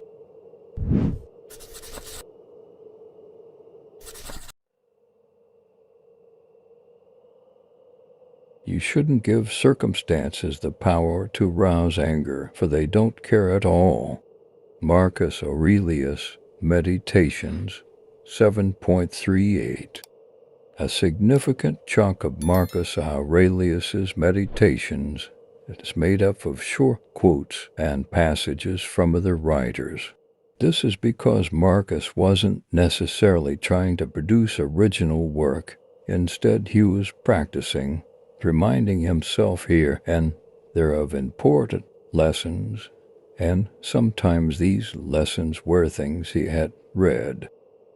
This particular quote is special because it comes from a play by Euripides which, except for a handful of quoted fragments like this, is lost to us. From what we can gather about the play, Bellerophon, the hero, comes to doubt the existence of the gods. But in this line, he is saying, why bother getting mad at causes and forces far bigger than us? After all, external events are not sentient beings They cannot respond to our shouts and cries, and neither can the mostly indifferent gods. Why do we take these things personally? They don't care about your reaction. They are not people. So stop acting like getting worked up is having an impact on a given situation. That's what Marcus was reminding himself of here. Circumstances are incapable of considering or caring for your feelings, your anxiety, or your excitement. Situations don't care at all. Subscribe Stoic Doc for more of this kind of content.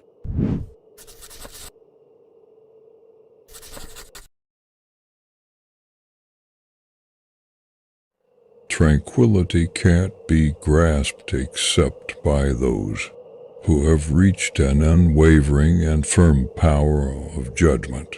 The rest constantly fall and rise in their decisions, wavering in a state of alternately rejecting and accepting things. What is the cause of this back and forth? It's because nothing is clear, and they rely on the most uncertain guide, common opinion. Seneca, Moral Letters, 95.570-58a.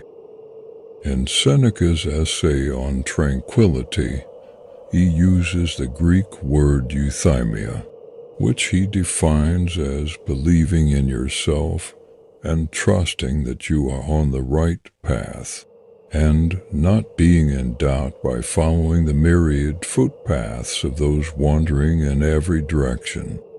It is this state of mind, says, that produces tranquility. Clarity of vision allows us to have this belief. That's not to say we're always going to be 100% certain of everything, or that we even should be.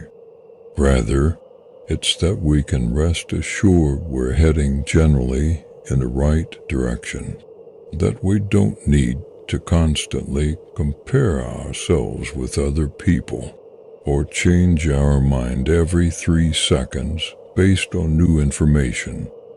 Instead, tranquility and peace are found in identifying our path and in sticking to it, staying the course, making adjustments here and there naturally, but ignoring the distracting sirens who beckon us to turn toward the rocks.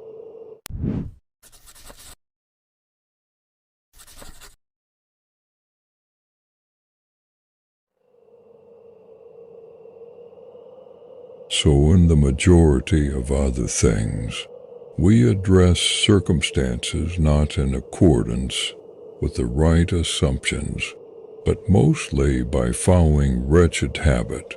Since all that I've said is the case, the person in training must seek to rise above, so as to stop seeking out pleasure and steering away from pain, to stop clinging to living and abhorring death, and in the case of property and money, to stop valuing receiving over giving. Musonius Rufus, Lectures 6.25. A worker is asked, "Why did you do it this way?" The answer, "Because that's the way we've always done things." The answer frustrates every good boss and sets the mouth of every entrepreneur watering. The worker has stopped thinking and is mindlessly operating out of habit. The business is ripe for disruption by a competitor, and the worker will probably get fired by any thinking boss. We should apply the same ruthlessness to our own habits. In fact, we are studying philosophy precisely to break ourselves of rote behavior. Find what you do out of rote memory or routine. Ask yourself, is this really the best way to do it? Know why you do what you do. Do it for the right reasons.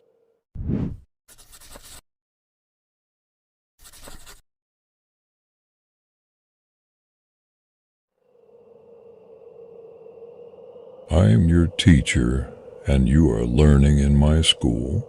My aim is to bring you to completion, unhindered, free from compulsive behavior, unrestrained, without shame, free, flourishing, and happy, looking to God in things great and small. Your aim is to learn and diligently practice all these things. Why then don't you complete the work? If you have the right aim and I have both the right aim and right preparation, what is missing? The work is quite feasible and is the only thing in our power. Let go of the past. We must only begin. To leave me and you will see. Epictetus Discourses 2.19. Do you remember in school or early in your life being afraid to try something because you feared you might fail at it? Most teenagers choose to fool around rather than exert themselves. Half-hearted, lazy effort gives them a ready-made excuse. It doesn't matter. I wasn't even trying. As we get older, failure not so inconsequential anymore. What's at stake is not some arbitrary grade or intramural sports trophy, but the quality of your life and your ability to deal with the world around you. Don't let that intimidate you, though. You have the best teachers in the world, the wisest philosophers who ever lived. And not only are you capable, the professor is asking for something very simple. Just begin the work, the rest follows.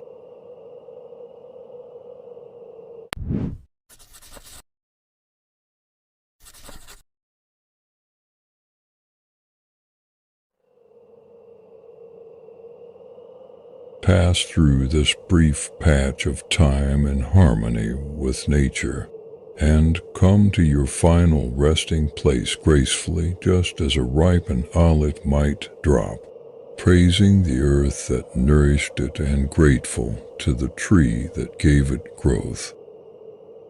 Marcus Aurelius, Meditations for Point for 8. There are some stunningly beautiful turns of phrase in Marcus's Meditations, a surprising treat considering the intended audience just himself. In one passage, he praises the charm and allure of nature's process, the stalks of ripe grain bending low the frowning brow of the lion, the foam dripping from the boar's mouth. We should thank private rhetoric teacher Marcus Cornelius Fronto for the imagery in these vivid passages. Fronto, widely considered to be Rome's best orator besides Cicero, was chosen by Marcus's adopted father to teach Marcus to think and write and speak. More than just pretty phrases, they gave him and Nas a powerful perspective on ordinary or seemingly unbeautiful events. It takes an artist's eye to see that the end of life is not unlike a ripe fruit falling from its tree.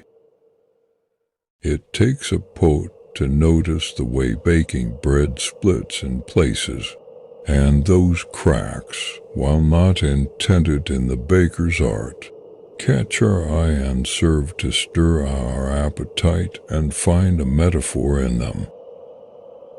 There is clarity and joy in seeing what others can't see, in finding grace and harmony in places others overlook. Isn't that far better than seeing the world as some dark place?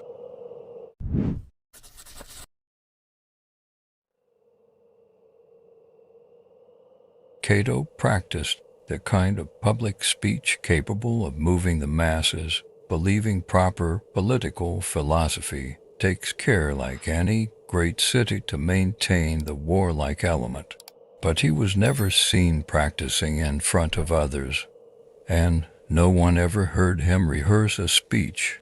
When he was told that people blamed him for his silence, he replied, "Better they not blame my life. I began to speak only when I am certain what I'll say isn't better left unsaid." Plutarch, Cato the Younger, 4. It's easy to act, to just dive in. It's harder to stop, to pause, to think. No, I'm not sure I need to do that yet. I'm not sure I am ready. As Cato entered politics, many expected swift and great things from him: stirring speeches, roaring condemnations, wise analyses. He was aware of this pressure that exists on all of us at all times, and resisted. It's easy to pander to the mob and to our ego. Instead, he waited and prepared. He parsed his own thoughts, made sure he was not reacting emotionally, selfishly, ignorantly, or prematurely. Only then would he speak when he was confident that his words were worthy of being heard. To do this requires awareness. It requires us to stop and evaluate ourselves honestly. Can you do that? Subscribe Stoic Doc for more of this kind of content.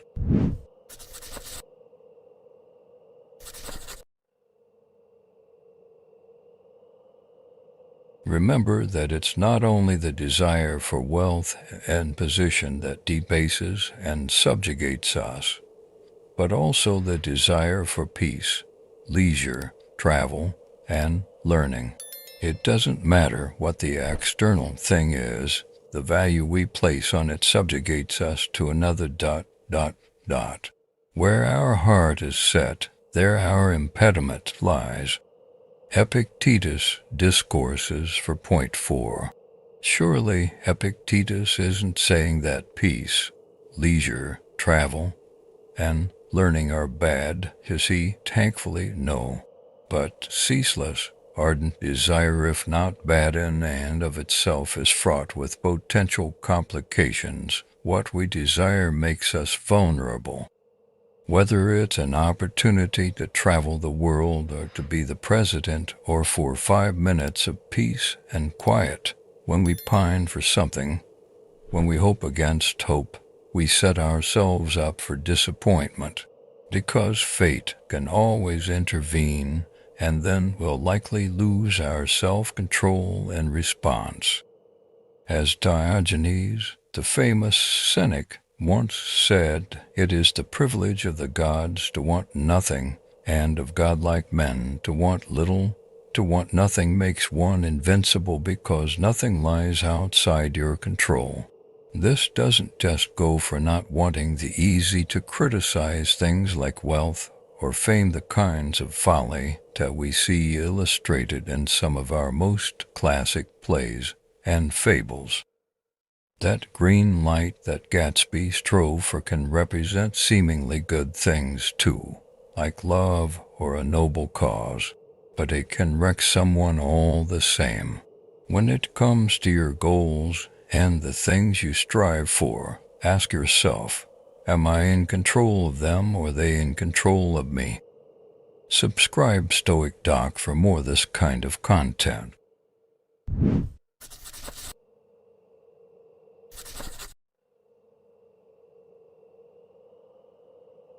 Keep in mind that it isn't the one who has it in for you and takes a swipe that harms you, but rather the harm comes from your own belief about the abuse. So when someone arouses your anger, know that it's really your own opinion fueling it.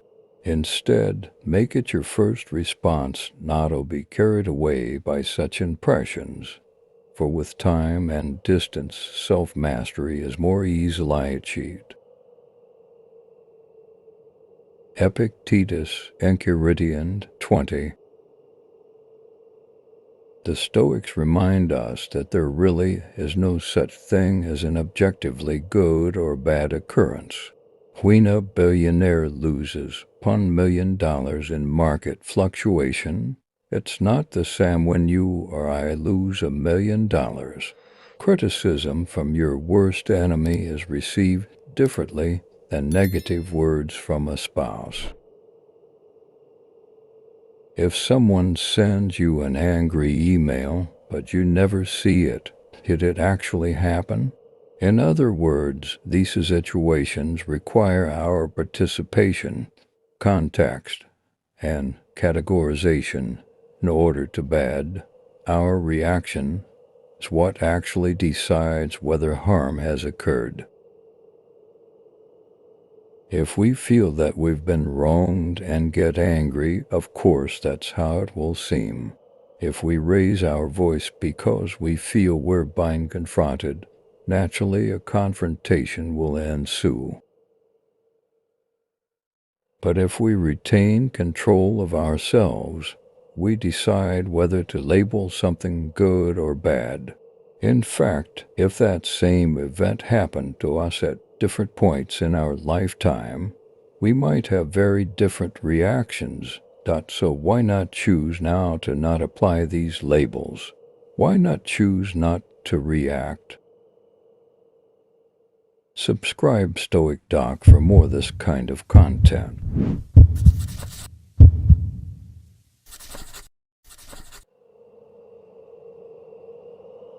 A podium and a prison is each a place, one high and the other low, but in either place your freedom of choice can be maintained if you so wish. Epictetus Discourses 2.6.5. The Stoics all held vastly different stations in life. Some were rich, some were born at the bottom of Rome's rigid hierarchy, some had it easy, and others had it unimaginably hard. This is true for us as well. We all come to philosophy from different backgrounds, and even within our own lives, we experience spots of good fortune and bad fortune. But in all circumstances, adversity or advantage, we really have just one thing we need to do.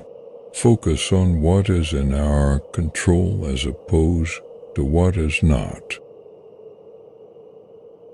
Right now we might be laid low with struggles, whereas just a few years ago we might have lived high the hog. And in just a few days we might be doing so well that success is actually a burden. One thing will stay constant, our freedom of choice, both in the big picture and small picture. Ultimately, this is clarity. Whoever we are, wherever we are, what matters is our choices. What are they? How will we evaluate them? How will we make the most of them? Those are the questions life asks us, regardless of our station. How will you answer?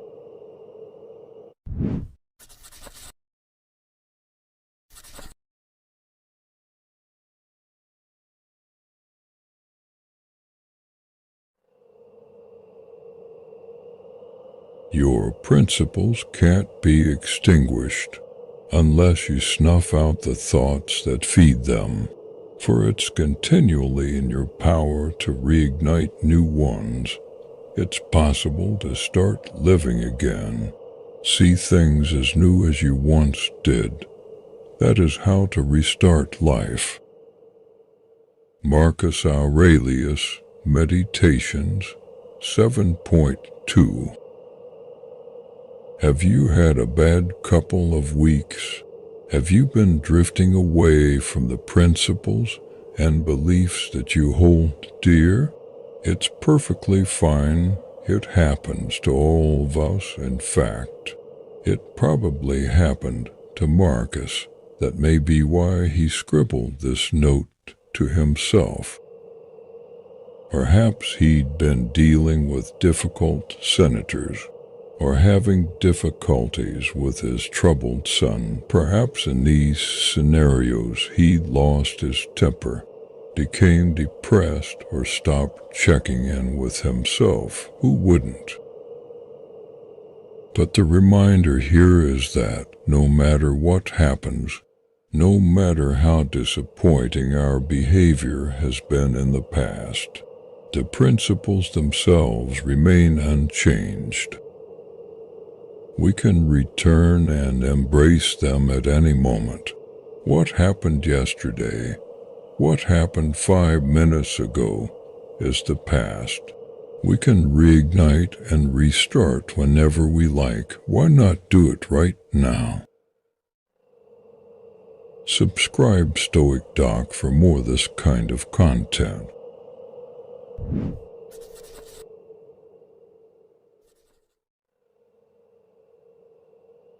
Let's pass over to the really rich.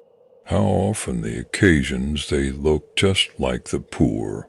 When they travel abroad, they must restrict their baggage, and when haste is necessary, they dismiss their entourage and those who are in the army.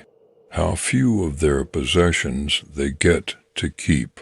Seneca on Consolation to Helvia 12:1.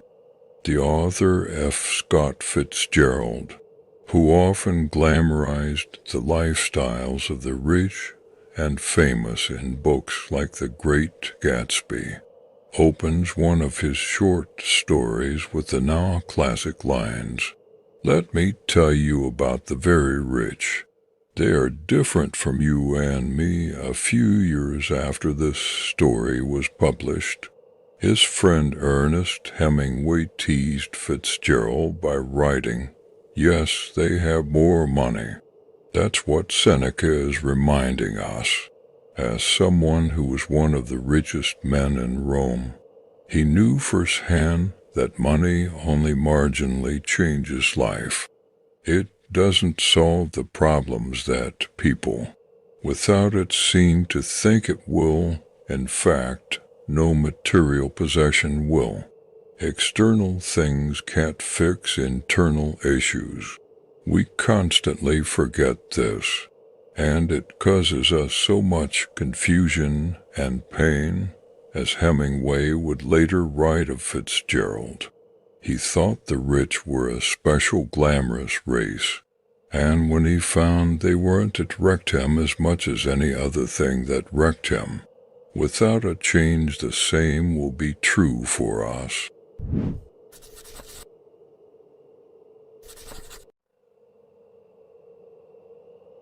I will keep constant watch over myself, and most usefully, will put each day up for review, for this is what makes us evil, that none of us looks back upon our own lives. We reflect upon only that which we are about to do, and yet our plans for the future descend from the past. Seneca, Moral Letters, 83.2. In a letter to his older brother Novatus, Seneca describes a beneficial exercise he borrowed from another prominent philosopher. At the end of each day, he would ask himself variations of the following questions: what bad habit did I curb today? How am I better? Were my actions just? How can I improve? At the beginning or end of each day, the Stoic sits down with his journal and reviews what he did, what he thought, what could be improved. It's for this reason that Marcus Aurelius's Meditations is a somewhat inscrutable book. It was for personal clarity, 10, not public benefit. Writing down Stoic exercises was and is also a form of practicing them, just as repeating a prayer or hymn might be. Keep your own journal, whether it's saved on a computer or in a little notebook. Take time to consciously recall the events of the previous day. Be unflinching in your assessments. Notice what contributed to your happiness and what detracted from it. Write down what you'd like to work on or quotes that you like. By making the effort to record such thoughts, you're less likely to forget them. An added bonus. You'll have a running tally to track your progress to. Subscribe Stoic Doc for this kind of content.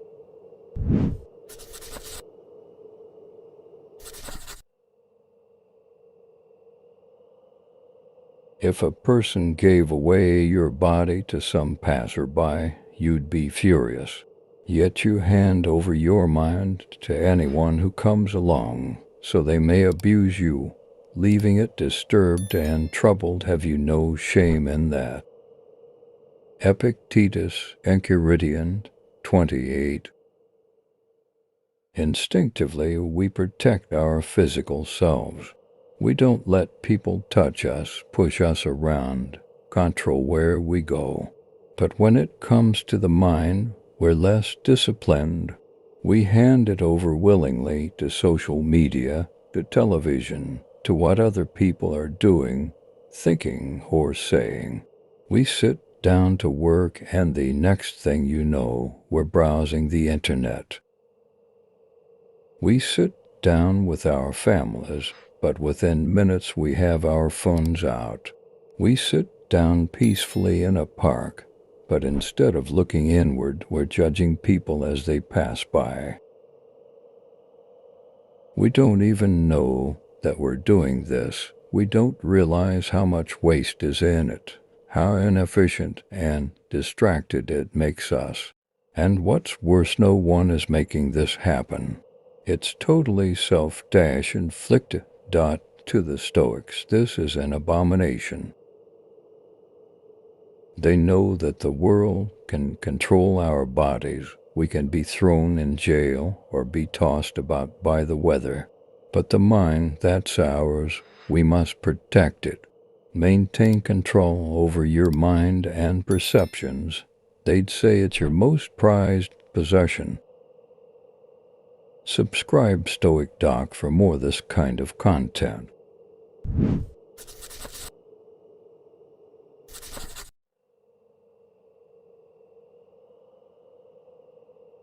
Heraclitus called self-deception an awful disease and eyesight a lying sense. Diogenes Laertius, Lives of the Eminent Philosophers 9.7.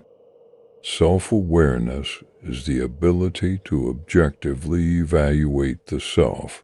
It's the ability to question our own instincts, patterns, and assumptions.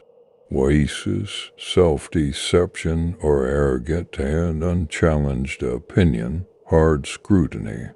Even our eyes deceive us, requires that we hold all our opinions up. On the one hand, that's alarming. I can't even trust my own senses. Sure, you could think about it that way, or you could take it another way, because our senses are often wrong, our emotions overly alarm, our projections overly optimistic. We're better off not rushing into conclusions about anything. We can't take a beat with everything we do and become aware of everything that's going on so we can make the right decision. Subscribe Stoic Doc for more of this kind of content.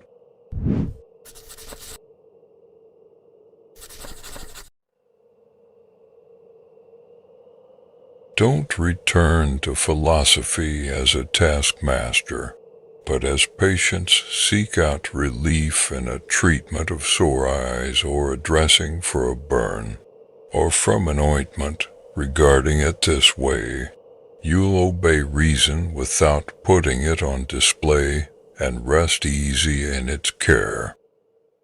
Marcus Aurelius, Meditations 5.9. The busier we get, the more we work and learn and read. The further we may drift, we get in a rhythm, we're making money, being creative, and we're stimulated and busy. It seems like everything is going well, but we drift further and further from philosophy. Eventually, this neglect will contribute to a problem. The stress builds up, our mind gets cloudy. We forget what's important and result in an injury of some kind when that happens. It's important that we tap the brakes, put aside all the momentum and the moment. Return to the regimen and practices that we know are rooted in clarity, good judgment, good principles, and good health. Stoicism is designed to be medicine for the soul.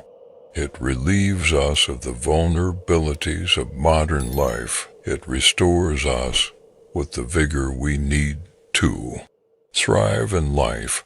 Check in with it today and let it do its healing. Subscribe Stoic Doc for this kind of content.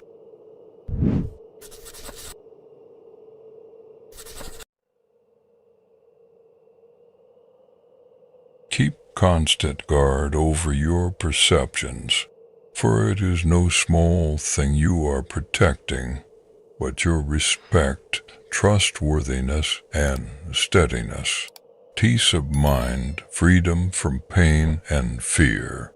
In a word, your freedom. For what would you sell these things? Epictetus discourses for .3.6b. The dysfunctional job that stresses you out, a contentious relationship, life in the spotlight, Stoicism, because it helps us manage and think through our emotional reactions, can make these kinds of situations easier to bear. It can help you manage and mitigate the triggers that seem to be so constantly tripped. But here's a question. Why are you subjecting yourself to this? Is this really the environment you were made for? To be provoked by nasty emails and an endless parade of workplace problems? Our adrenal glands can handle only so much before they become exhausted. Shouldn't you preserve them for life and death situations? So yes, use Stoicism to manage these difficulties. But don't forget to ask, is this really the life I want? Every time you get upset, a little bit of life leaves the body. Are these really the things on which you want to spend that priceless resource? Don't be afraid to make a change, a big one. Subscribe Stoic Doc for more of this kind of content.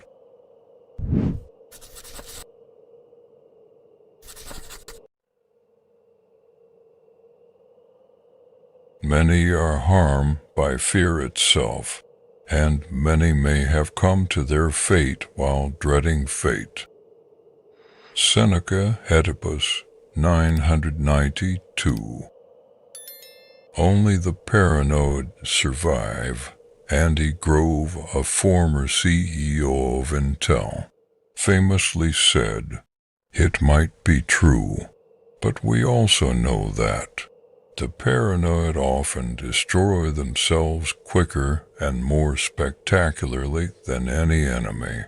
Seneca, with his access and insight into the most powerful elite in Rome, would have seen this dynamic play out quite vividly. Nero, The student whose excesses Seneca tried to curb killed not only his own mother and wife, but eventually turned on Seneca, his mentor, too. The combination of power, fear, and mania can be deadly. The leader, convinced that he might be betrayed, acts first and betrays others first. Afraid that he's not well liked, he works so hard to get others to like him that it has the opposite effect. Convinced of mismanagement, he micromanages and becomes the source of the mismanagement. And on the things we fear or dread, we blindly inflict on ourselves. The next time you are afraid of some supposedly disastrous outcome, remember that if you don't control your impulses, if you lose your self-control, you may be the very source of the disaster you so fear. It has happened to smarter and more powerful and more successful people. It can happen to us too. Subscribe Stoic Doc for more of this kind of content.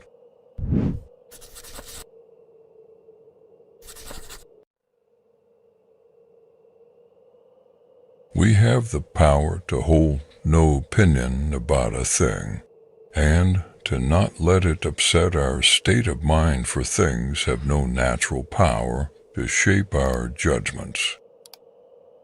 Marcus Aurelius, Meditations 6.52. Here's a funny exercise. Think about all the upsetting things you don't know about, stuff people might have said about you behind your back, mistakes you might have made that never came to your attention, things you dropped or lost without even realizing it. What's your reaction? You don't have one because you don't know about it. In other words, it is possible to hold no opinion about a negative thing. You just need to cultivate that power instead of wielding it accidentally, especially when having an opinion is likely to make us aggravated. Practice the ability of having absolutely no thoughts about something. Act as if you had no idea it ever occurred, or that you've never heard of it before. Let it become irrelevant or non-existent to you. It'll be a lot less powerful this way. Subscribe Stoic Doc for more of this kind of content.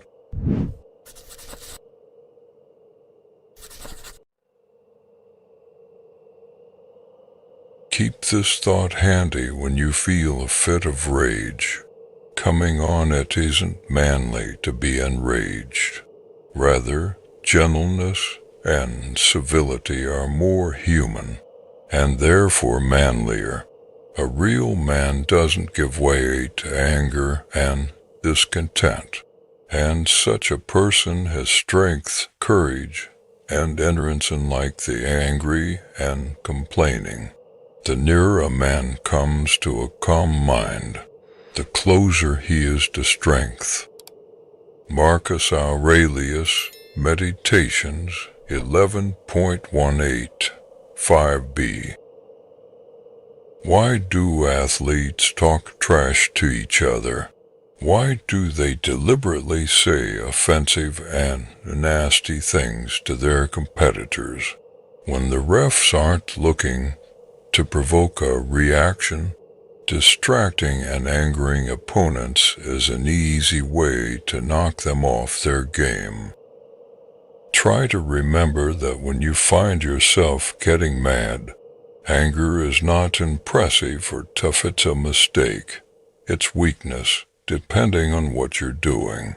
It might even be a trap that someone laid for you. Fans and opponents called boxer Joe Louis the ring robot because he was utterly unemotional. His cold, calm demeanor was far more terrifying than any crazed look or emotional outburst would have been. Strength is the ability to maintain a hold of oneself. It's being the person who never gets mad, who cannot be rattled, because they are in control of their passions rather than controlled by their passions. Subscribe Stoic Doc for this kind of content.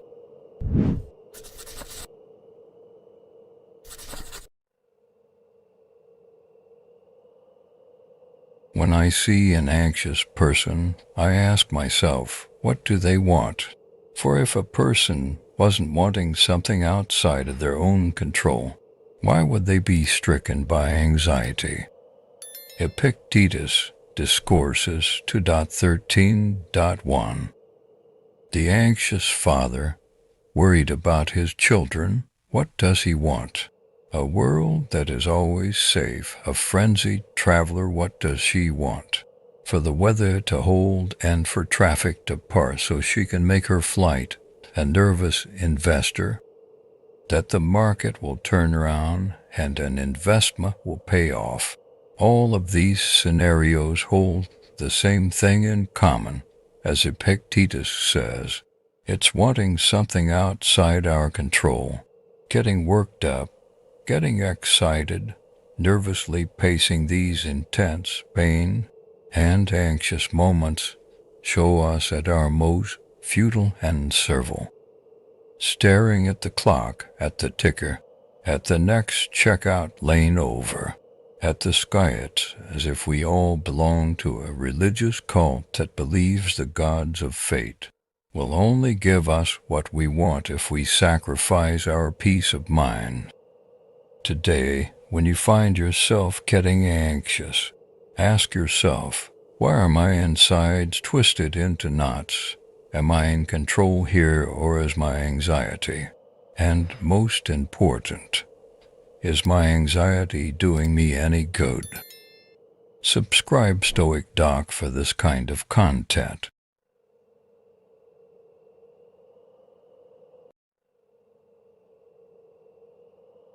Clear your mind and get a hold on yourself, and as when awakened from sleep and realizing it was only a bad dream upsetting you, wake up and see that what's there is just like those dreams.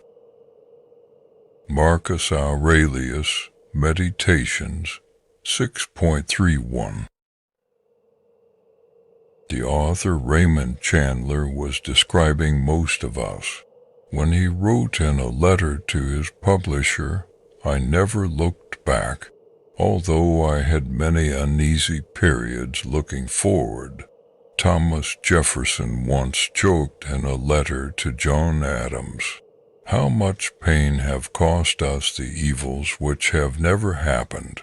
And Seneca would put it best, "There is nothing so certain in our fears that's not yet more certain in the fact that most of what we dread comes to nothing."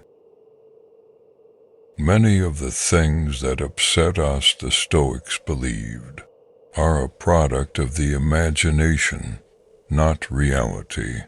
Like dreams, they are vivid and realistic at the time, but preposterous once we come out of it. In a dream, we never stop to think and say, "Does this make any sense?" No, we go along with it. The same goes with our flights of anger or fear, or other extreme emotions. Getting upset is like continuing the dream while you're awake. The thing that provoked you wasn't real, but your reaction was, and so from the fake comes real consequences, which is why you need to wake up right now instead of creating a nightmare. Subscribe Stoic Doc for more this kind of content.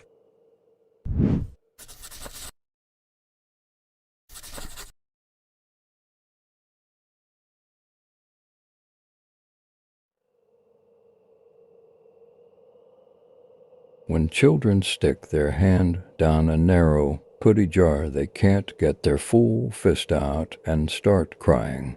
Drop a few treats, and you will get it out. Curb your desire, don't set your heart on so many things, and you will get what you need. Epictetus Discourses 3.9. We can have it all is the mantra of our modern lives. Work, family, purpose, success, leisure time, we want all this. At the same time right now, to boot. In Greece, the lecture hall Skolin was a leisure center where students contemplated the higher things, the good, true, and beautiful, for the purpose of living a better life. It was about prioritization, about questioning the priorities of the outside world. Today, we're too busy getting things, just like kids jamming their hand down a jar of goodies, to do much of this questioning.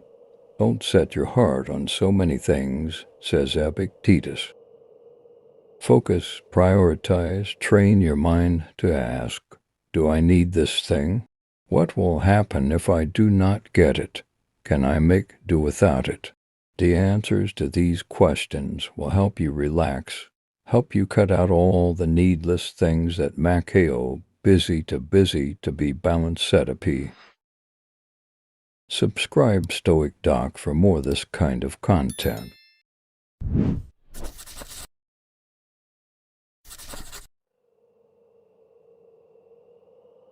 Robbers, perverts, killers, and tyrants gather for your inspection their so-called pleasures.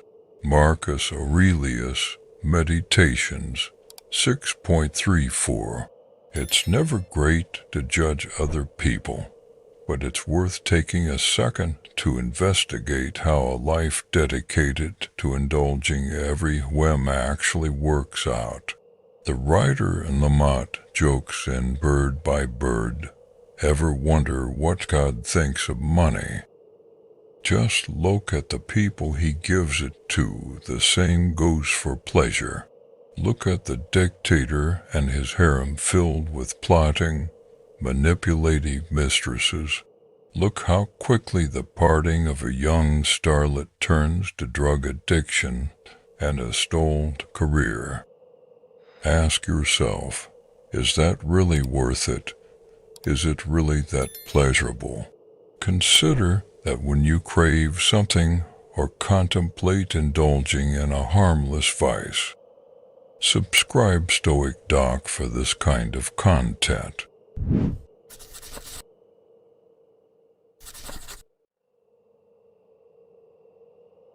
Above all, keep a close watch on this, that you are never so tied to your former acquaintances and friends that you are pulled down to their level. If you don't, you'll be ruined. You must choose whether to love these friends and remain the same person, or to become a better person at the cost of those friends. If you try to have it both ways, you will neither make progress nor keep what you once had. Epictetus Discourses 4.2.1, 4 to 5. From good people you'll learn good, but if you mingle with the bad, you'll destroy such soul as you had. Musonius Rufus, quoting Theognis of Megara, Lectures 11.53.21-22. Jim Rohn's widely quoted line is, "You are the average of the 5 people you spend the most time with." James Altucher advises young writers and entrepreneurs to find their a group of peers who push them to better. Your father might have given you a warning when he saw you spending time with some bad kids. Remember, you become like your friends. One of Goethe's maxims captures it better. Tell me with whom you consort, and I will tell you who you are. Consciously consider whom you allow into your life, not like some snob elitist, but like someone who is trying to cultivate the best life possible. Ask yourself about the people you meet and spend time with. Are they making me better? Do they encourage me to push forward and hold me accountable? Or do they drag me down to their level? Now, with this in mind, ask the most important question. Should I spend more or less time with these folks? The second part of Goethe's quote tells us the stakes of this choice. If I know how you spend your time, he said, then I know what might become of you. Subscribe Stoic Doc for more of this kind of content.